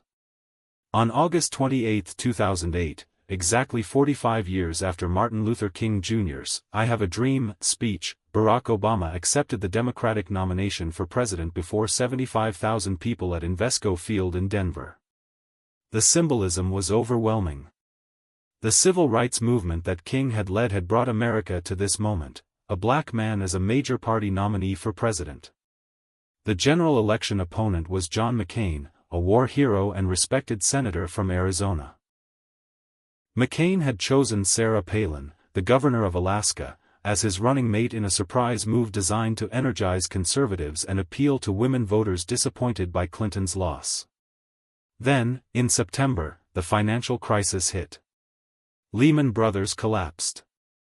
The stock market plunged. The economy hemorrhaged jobs. Americans' retirement savings evaporated. The crisis dominated the campaign's final weeks and played to Barack's strengths. He appeared calm and steady while McCain seemed erratic, even suspending his campaign to return to Washington for financial crisis negotiations that accomplished little. Barack had chosen Joe Biden, the longtime senator from Delaware with extensive foreign policy experience, as his running mate. Biden's working-class roots and decades of experience complemented Barack's relative youth and limited time in national politics. The campaign's closing weeks were a blur of rallies, debates, and ground-game mobilization. Barack's fundraising was historic, powered by millions of small donors giving online. His Get Out the Vote operation was unprecedented in its sophistication and scale. The energy was building toward something historic. November 4, 2008. Election Day. Barack voted early in Chicago, then spent the day anxiously awaiting results. As polls closed across the country, the outcome became clear. Barack was winning states Democrats hadn't won in years. At 11 p.m. Eastern Time, the networks called the race. Barack Hussein Obama had been elected the 44th President of the United States. Grant Park in Chicago filled with over 200,000 people. American flags waved. People cried and embraced. When Barack walked onto the stage with Michelle, Malia, and Sasha, the roar was deafening. If there is anyone out there who still doubts that America is a place where all things are possible, who still wonders if the dream of our founders is alive in our time, who still questions the power of our democracy, tonight is your answer, he began. Around the world, people watched in amazement and joy. In Kenya, Barack's father's homeland, people danced in the streets. In Europe, crowds gathered to watch on big screens. Even in countries often critical of America, there was acknowledgement that something remarkable had happened. The boy from Hawaii, raised by a single mother and grandparents, who had struggled with identity and purpose, who had organized communities and taught law, who had served in the Illinois legislature and barely 2 years in the Senate, had become President of the United States. He had won not just because of his own talents and hard work, but because millions of Americans had believed that yes, they could, that together they could change their country and maybe even the world. But as Barack Obama celebrated that historic night, he also knew the enormous challenges ahead. The economy was in free fall. 2 wars raged overseas. Healthcare was broken. Climate change threatened the planet. The work of governing would be far harder than the work of campaigning. The hope that had carried him to victory would now have to be translated into actual change. And that, he was about to discover, would be the hardest challenge of all. Chapter 10, The First Term. January 20, 2009. A frigid morning in Washington, D.C. Nearly 2 million people crowded onto the National Mall, bundled against the cold, to witness history. Barack Hussein Obama placed his hand on the Lincoln Bible and took the oath of office, becoming the first African American president of the United States. The symbolism was overwhelming. Among the crowd were elderly African Americans who had lived through segregation, who had been denied the right to vote, who never imagined they would see this day. People wept openly. The moment represented not just one man's achievement but the fulfillment of promises made generations earlier, dreams deferred but not abandoned. But Barack Obama inherited a nation in crisis. The economy was in free fall, losing hundreds of thousands of jobs each month. The financial system teetered on the edge of collapse. 2 wars drained blood and treasure in Iraq and Afghanistan. The challenges were so immense that some wondered if any president could successfully navigate them. Barack's first priority was the economy. Within weeks, he pushed through Congress the American Recovery and Reinvestment Act, an economic stimulus package of nearly $800 billion. It was the largest economic intervention since the New Deal, designed to prevent economic collapse, save jobs, and invest in infrastructure, education, and clean energy. Republicans opposed it almost unanimously, arguing it was too expensive and wouldn't work. But Barack believed that in a crisis, the government had to act boldly. The stimulus passed with minimal Republican support, a preview of the partisan battles that would define his presidency. He also had to address the auto industry collapse. General Motors and Chrysler were weeks from bankruptcy, threatening millions of jobs not just in manufacturing but throughout the supply chain. Barack made the controversial decision to use federal funds to bail out the automakers, requiring them to restructure and become more efficient. Critics called it government overreach. But the alternative was letting iconic American companies fail and entire communities collapse.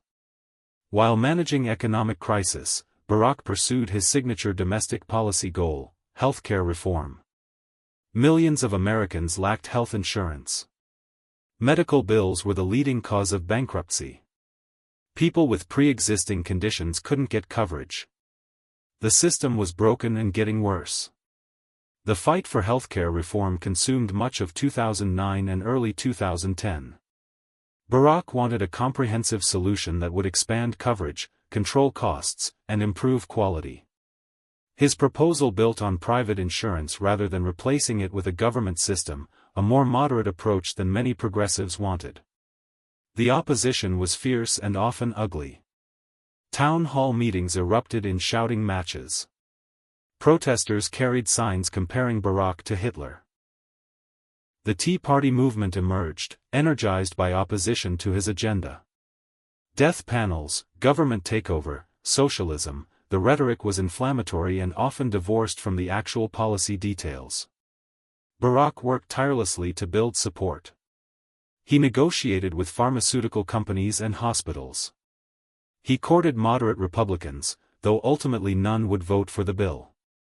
He managed competing demands from progressive and conservative Democrats.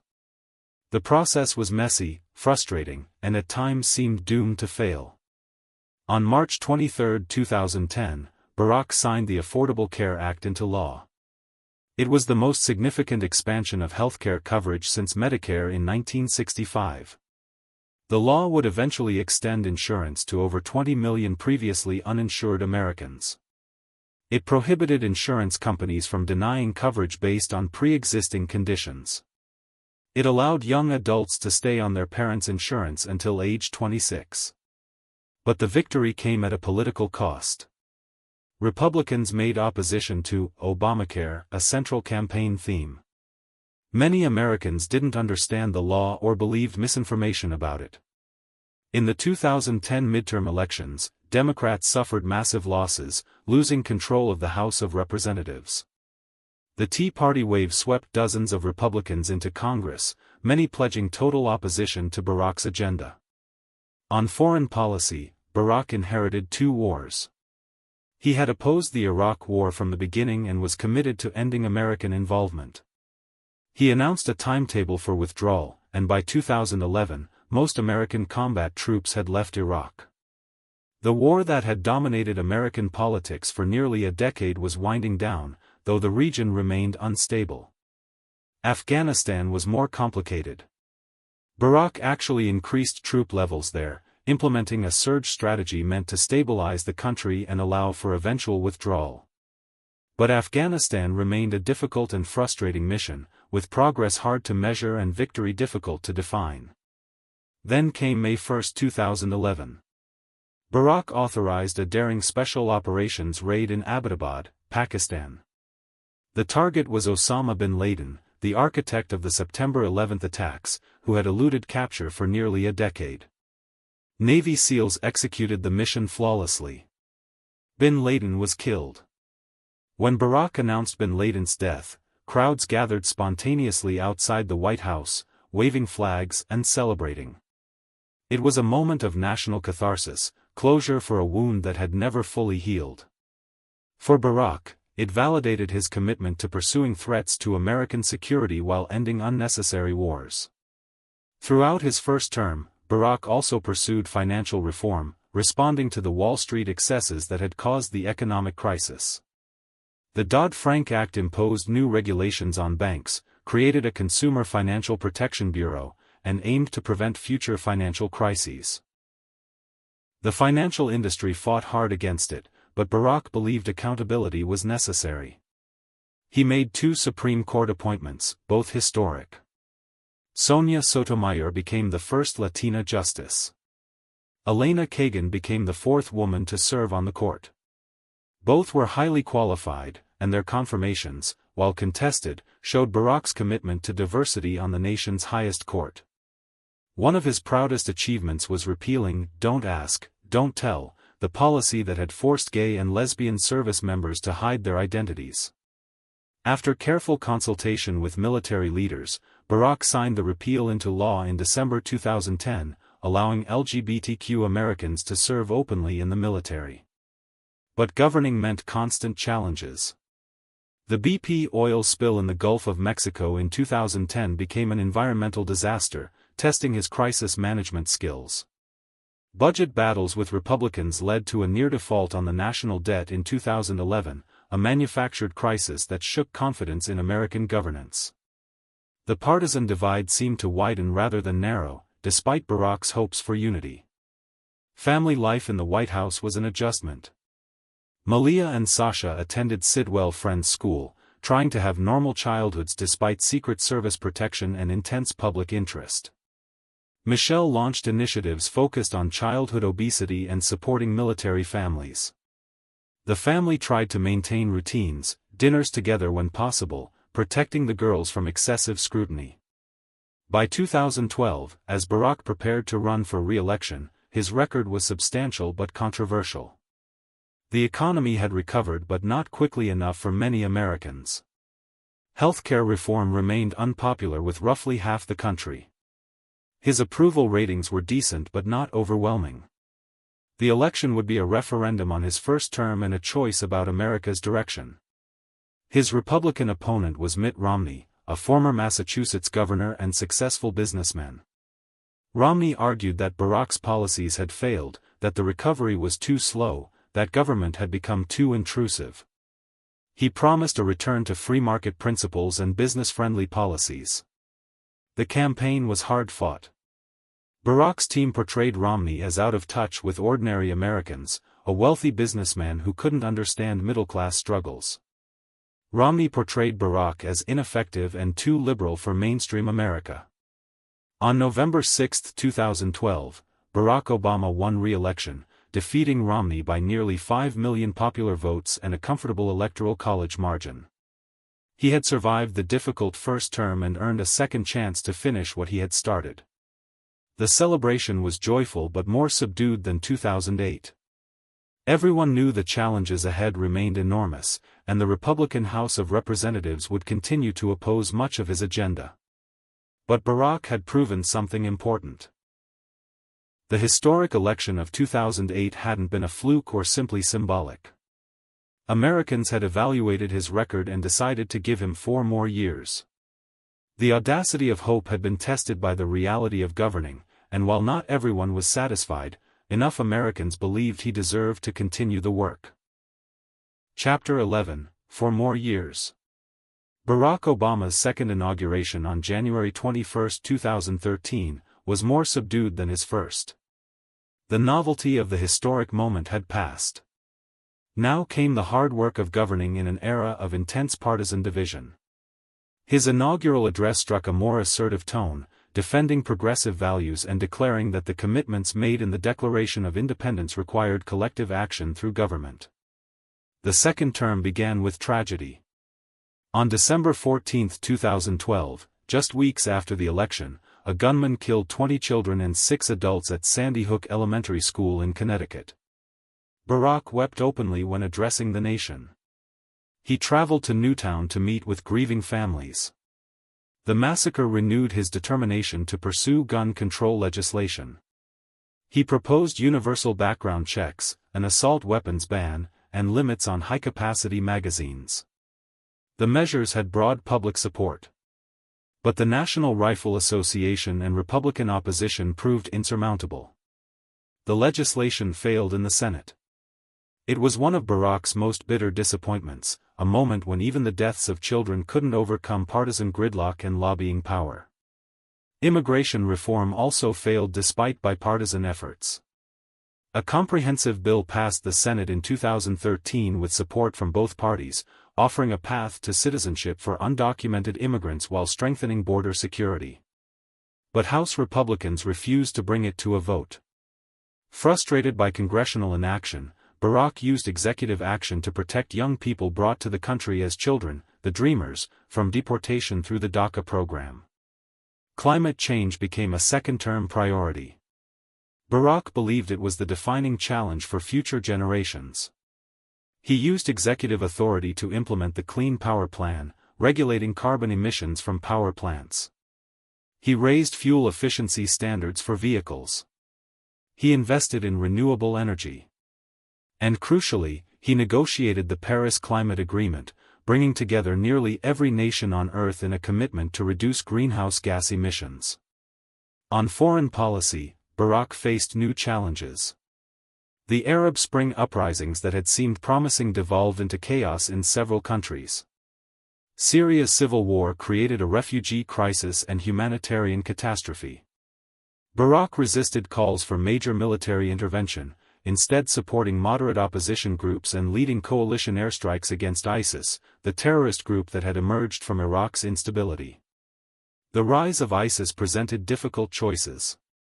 Barack increased military support to Iraqi forces and authorized airstrikes, but refused to commit large numbers of ground troops. Critics argued he was too cautious. But Barack believed the Iraq War had taught that American military power alone couldn't solve regional conflicts, and that local forces had to lead their own fights. In 2015, Barack achieved a major foreign policy victory with the Iran nuclear deal. After years of negotiations, the agreement restricted Iran's nuclear program in exchange for sanctions relief. It was designed to prevent Iran from obtaining nuclear weapons without going to war. Israel and congressional Republicans opposed it fiercely, but Barack believed diplomacy was worth trying before considering military options. He also restored diplomatic relations with Cuba, ending more than 50 years of Cold War-era isolation. It was a bold move that angered Cuban-American hardliners but reflected Barack's belief that engagement worked better than isolation. He visited Havana in 2016, the first sitting president to do so since 1928. The Supreme Court delivered victories on issues close to Barack's heart. In 2015, the court upheld the Affordable Care Act against a major challenge, ensuring millions would keep their health insurance. More dramatically, the court ruled that same-sex marriage was a constitutional right, a decision that made America join the growing list of nations recognizing marriage equality. When the decision was announced, Barack called it a victory for America. That evening, the White House was illuminated in rainbow colors. It was a powerful symbol of how much had changed, how a nation that had once criminalized homosexuality now recognized the right of same-sex couples to marry. Barack's own evolution on the issue, from opposing same-sex marriage to supporting it, reflected the nation's journey.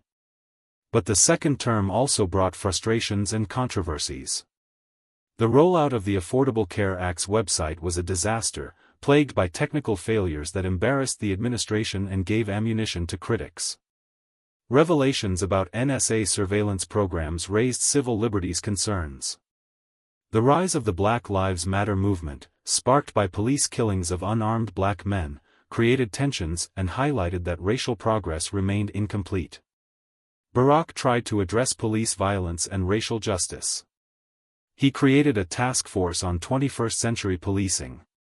He spoke movingly about the need for reform and understanding. But he also faced criticism from activists who felt he wasn't doing enough, and from police who felt he didn't support them. The issues were complex, the divisions deep. In 2016, Barack faced a Supreme Court vacancy when Justice Antonin Scalia died unexpectedly. He nominated Merrick Garland, a moderate and highly respected appeals court judge. But Senate Republicans, led by Mitch McConnell, refused to even hold hearings. They argued the next president should make the appointment.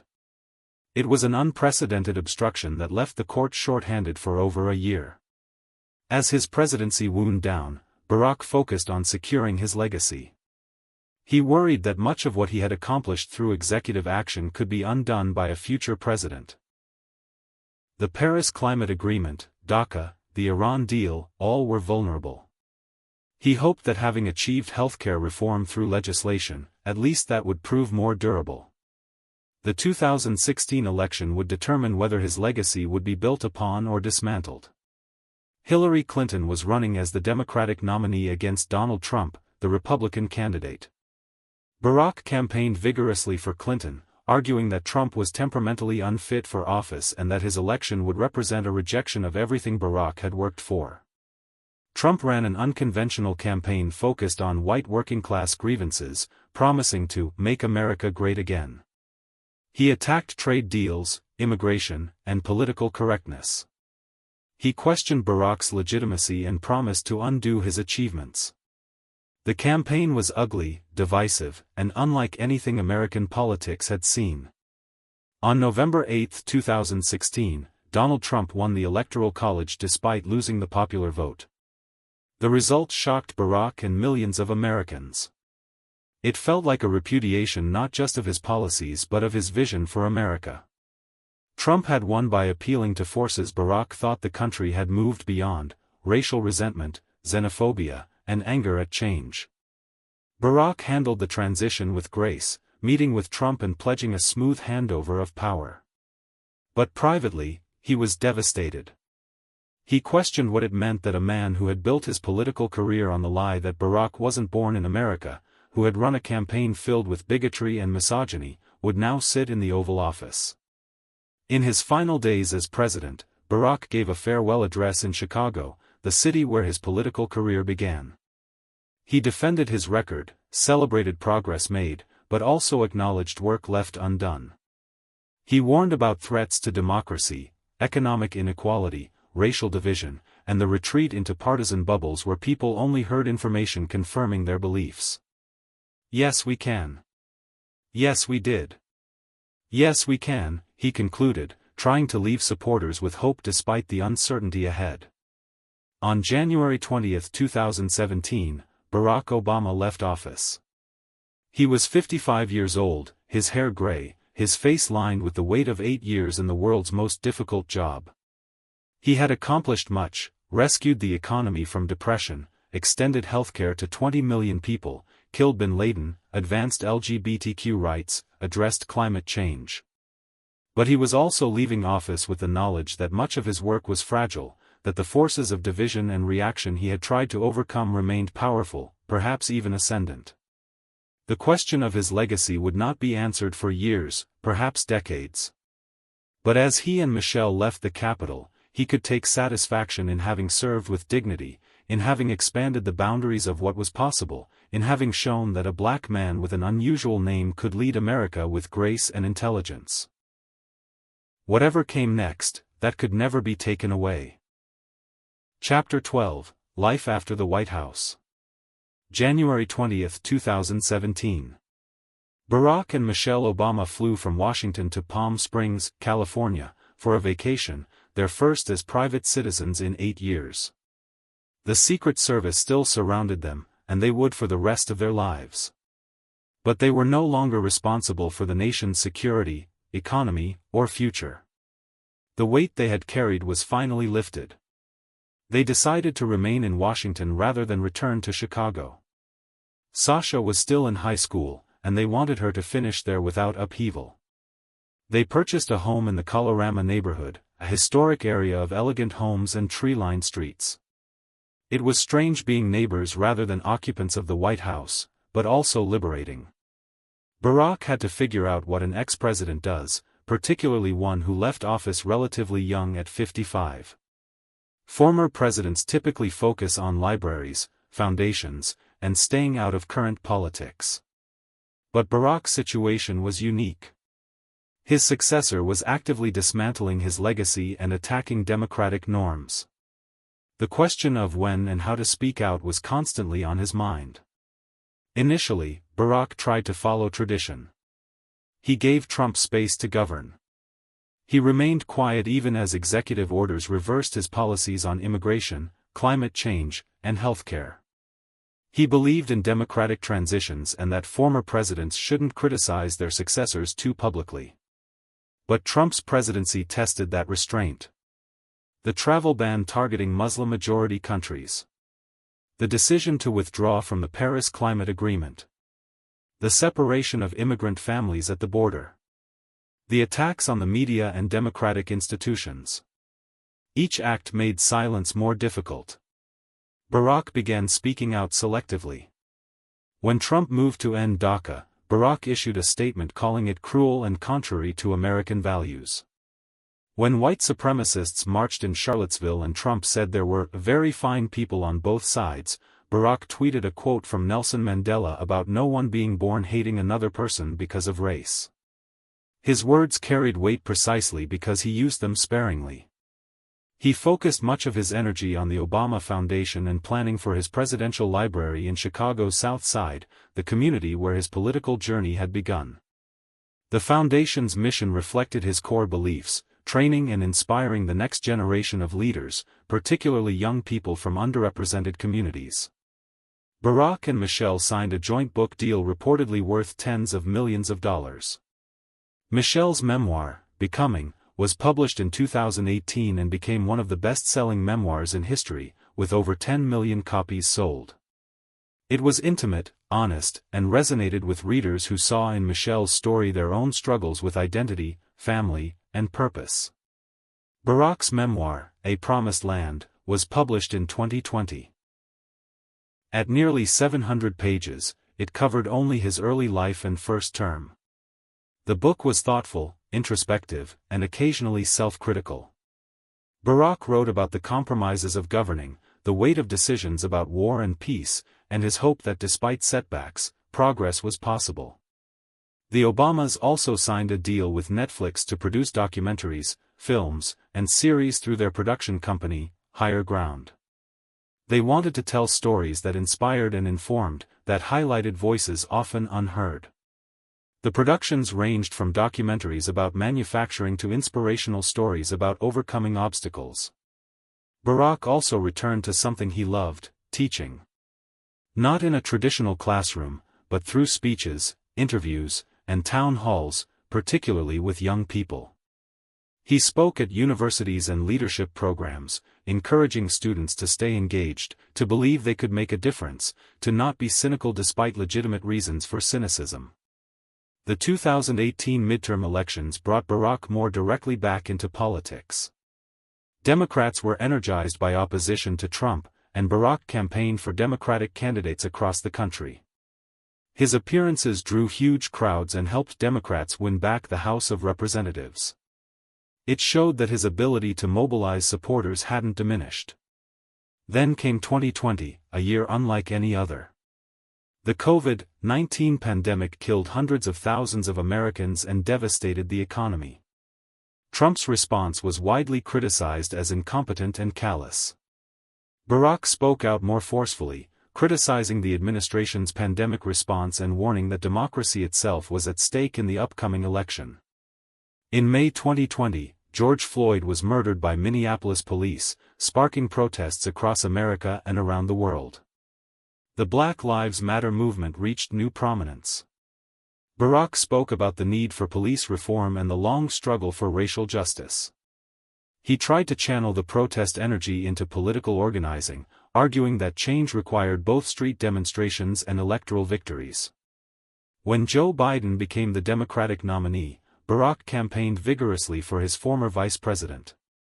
The two men had developed a genuine friendship during 8 years in the White House. Barack recorded ads, gave speeches, and used his still considerable influence to mobilize voters, particularly young people and communities of color. Biden's victory in November 2020 brought relief to Barack and millions who had spent 4 years watching Trump attack democratic institutions. But the election's aftermath brought new concerns. Trump refused to concede, claiming fraud without evidence. Then came January 6, 2021. When Trump supporters attacked the Capitol trying to overturn the election. Barack issued a statement calling it, "a moment of great dishonor and shame for our nation." With Biden in office, Barack could step further back from daily politics. He attended the inauguration, a visible symbol of normalcy restored. But he remained active on issues he cared about.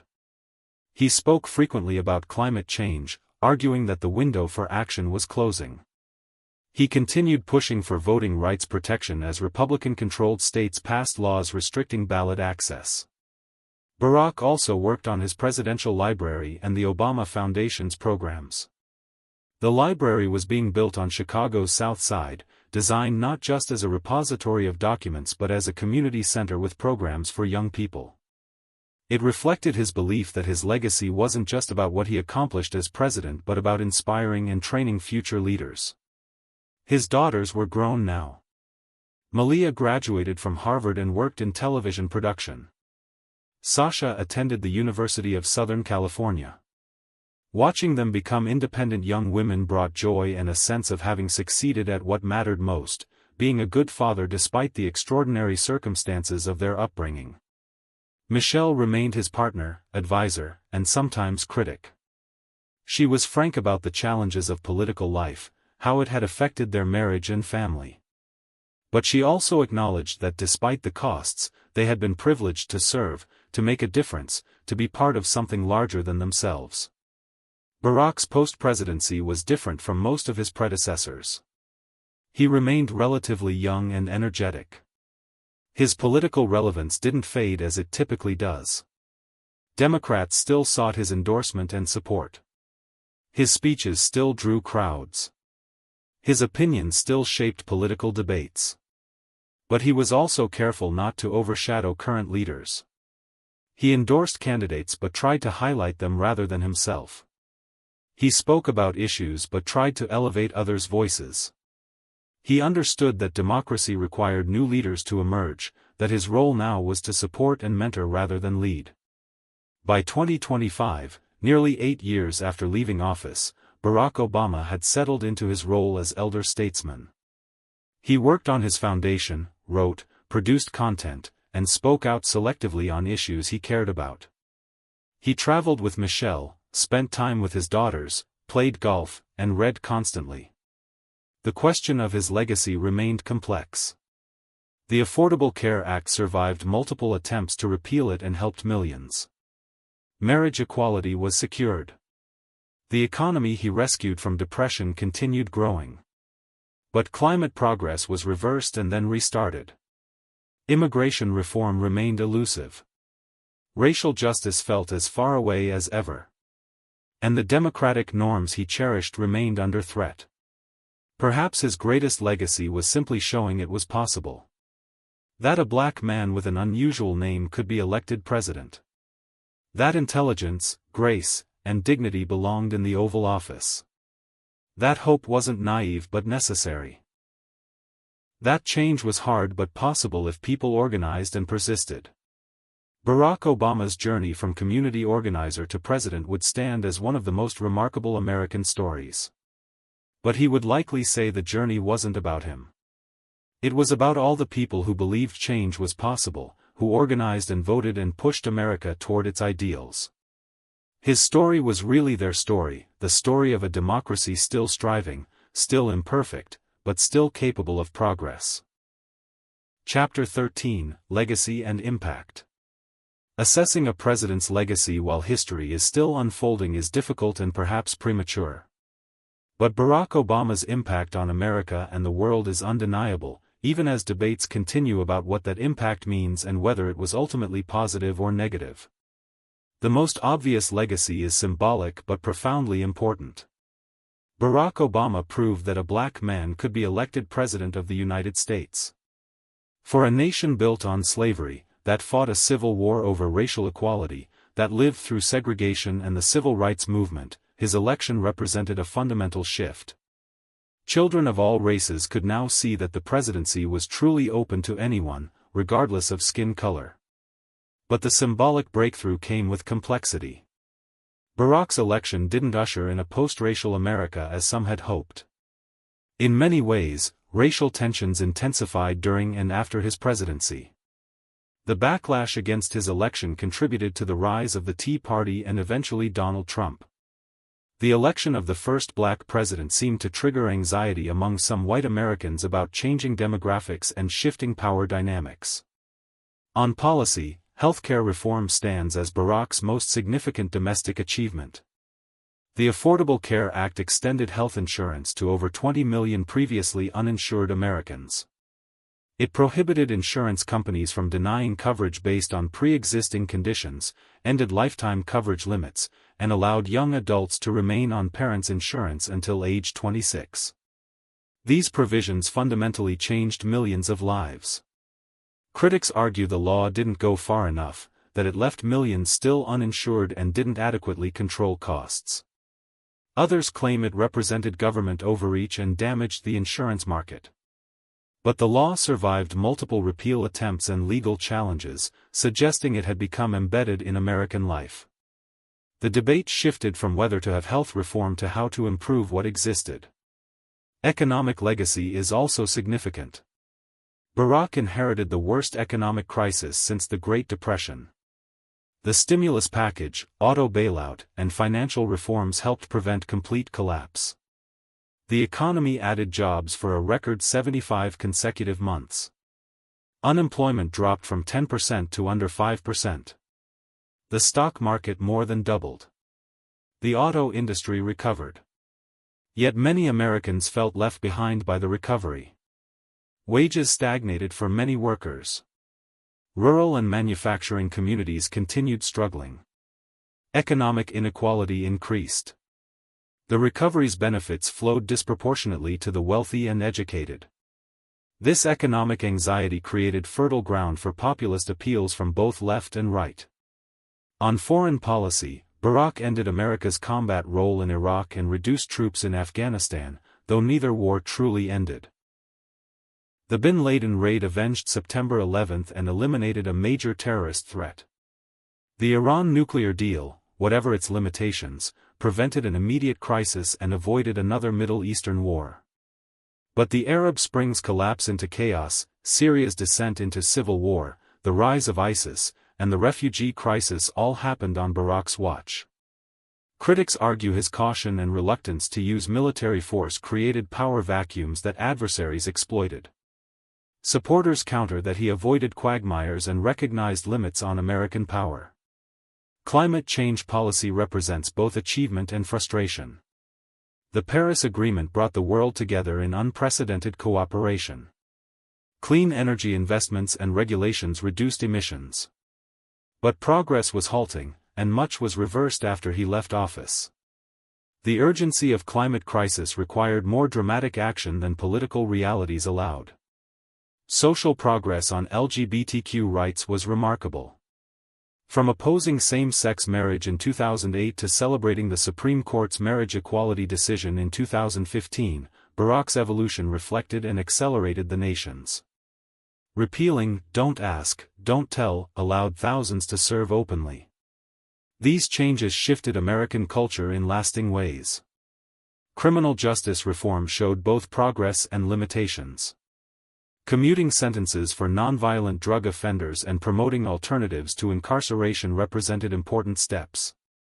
But police killings of unarmed black men, the rise of Black Lives Matter, and continued mass incarceration showed how far the country still had to go. Perhaps Barack's most profound impact was on political organizing and campaigning. His 2008 campaign revolutionized fundraising through small online donations. His voter mobilization, especially among young people and minorities, set new standards. His use of social media and data analytics changed how campaigns operated. These innovations were adopted across the political spectrum. His inspirational rhetoric and message of hope activated millions, particularly young people, who hadn't been politically engaged. He made public service seem noble and important. He showed that politics could be about values and vision, not just narrow interests. Whether this inspiration translated into lasting civic engagement is debatable, but the initial spark was real. Yet Barack's presidency also revealed democracy's fragility. The Republican opposition's total obstruction, the refusal to even consider Supreme Court nominee Merrick Garland, the willingness to use mechanisms like the debt ceiling as weapons, all showed how partisan polarization could paralyze government. Barack's hope for post-partisan cooperation proved naive given political realities. The rise of misinformation and conspiracy theories during his presidency, from birtherism to death panels, foreshadowed the post-truth politics that would flourish under Trump. Social media's role in creating echo chambers and spreading false information became apparent. The challenges to democratic discourse that seemed manageable in 2008 became existential threats by 2016. Barack's personal conduct set a standard that seems increasingly rare. He avoided scandal. His marriage was strong, his children well-adjusted. He read briefings thoroughly, considered options carefully, and made decisions thoughtfully. He treated opponents with respect even when they showed him none. His dignity under constant attack was remarkable. But this same dignity sometimes read as aloofness or detachment. His professorial style and reluctance to engage in political combat frustrated supporters who wanted him to fight harder. His faith in rational argument and compromise seemed out of step with an increasingly tribal political culture. For African Americans, Barack's legacy is particularly complex. Pride in his achievement was immense and genuine. But his presidency also coincided with persistent racial inequality and police violence.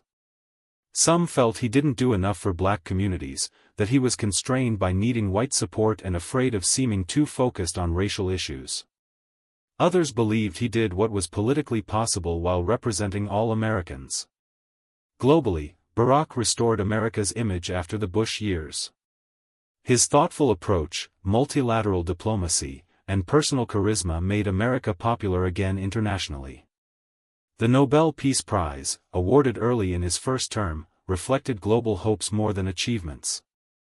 But his drone program, continued surveillance, and inability to close Guantanamo disappointed many who expected more dramatic change.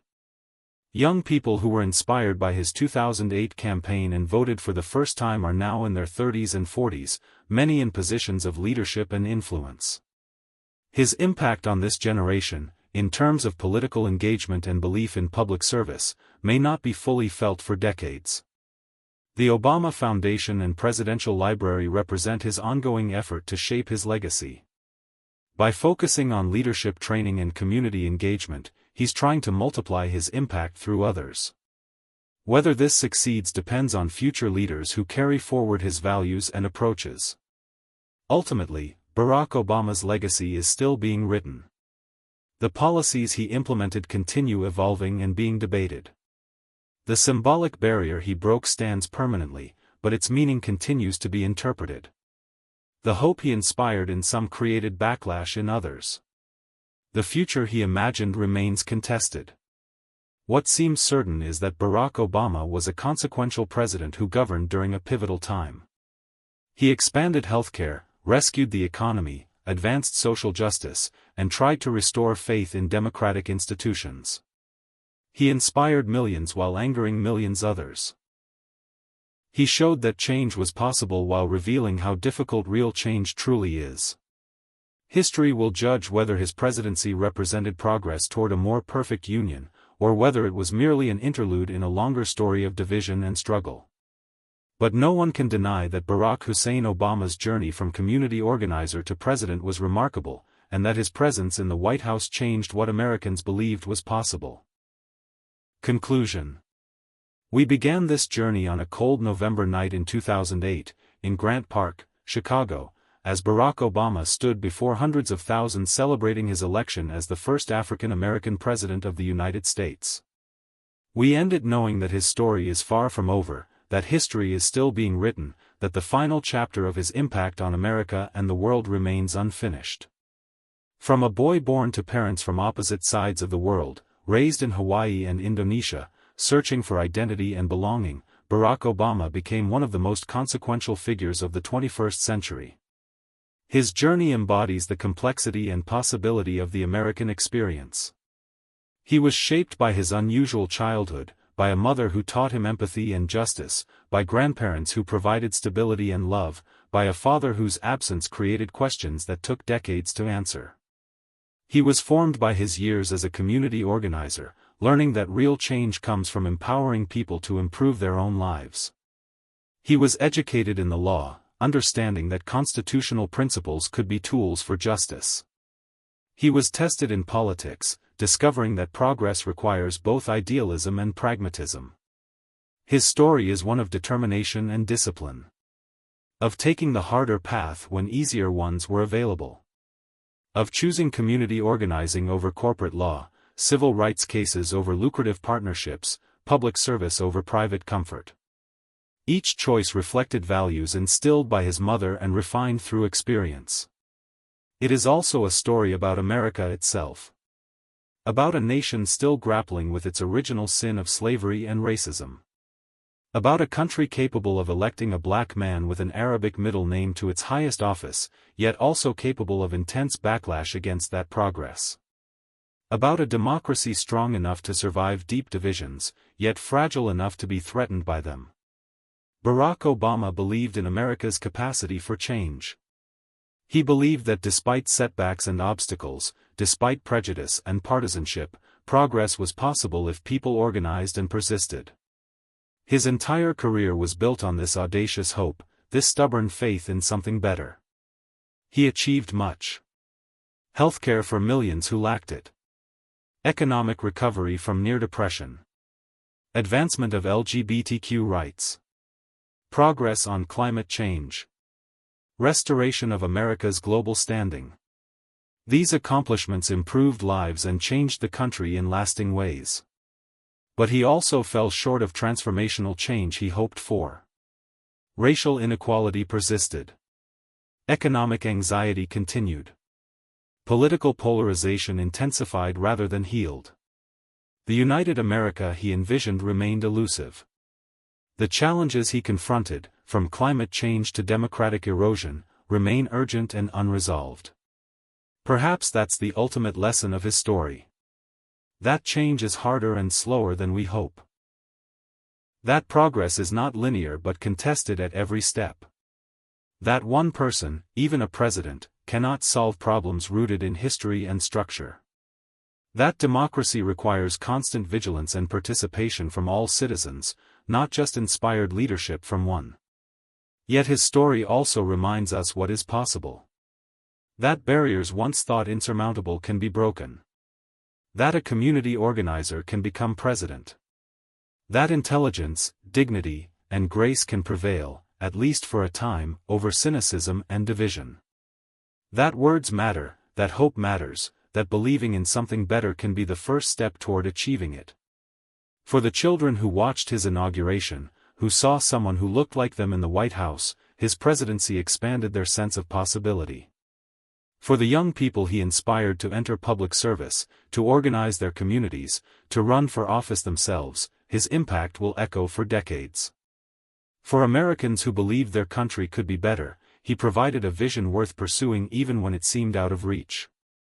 Barack Obama's daughters, Malia and Sasha, grew up in the White House, navigating the extraordinary circumstances of their father's presidency with grace and normalcy.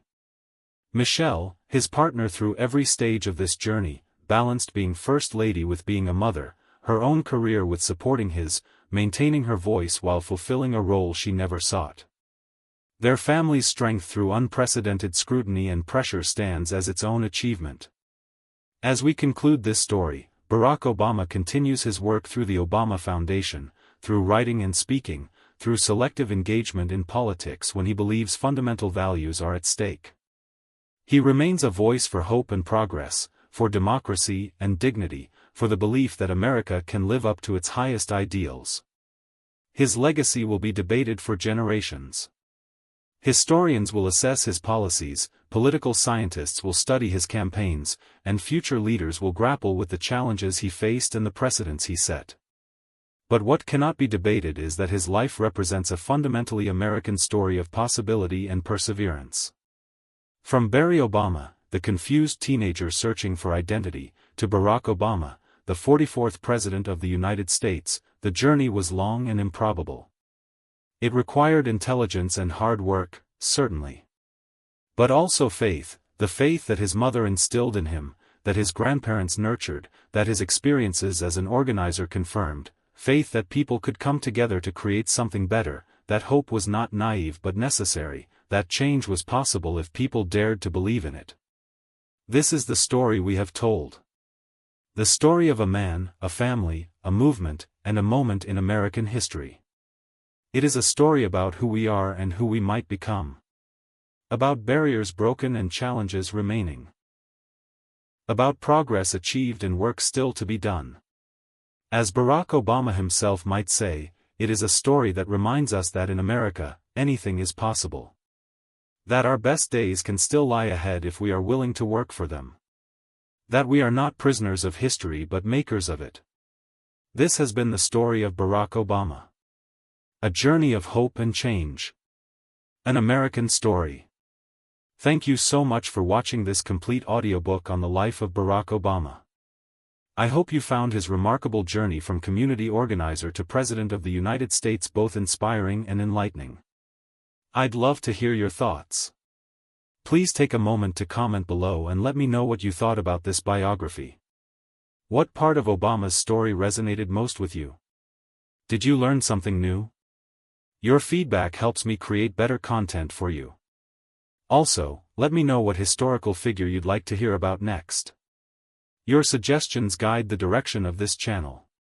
If you're interested in exploring more fascinating biographies, I've already uploaded a detailed audiobook on the life of Adolf Hitler. It's a complex and important historical story that examines one of the most controversial figures of the 20th century. You can continue your journey through history by clicking on the video appearing on your screen right now. Don't forget to like this video if you enjoyed it, and subscribe to EchoLib for more in-depth biographical content. Hit the notification bell so you never miss an upload.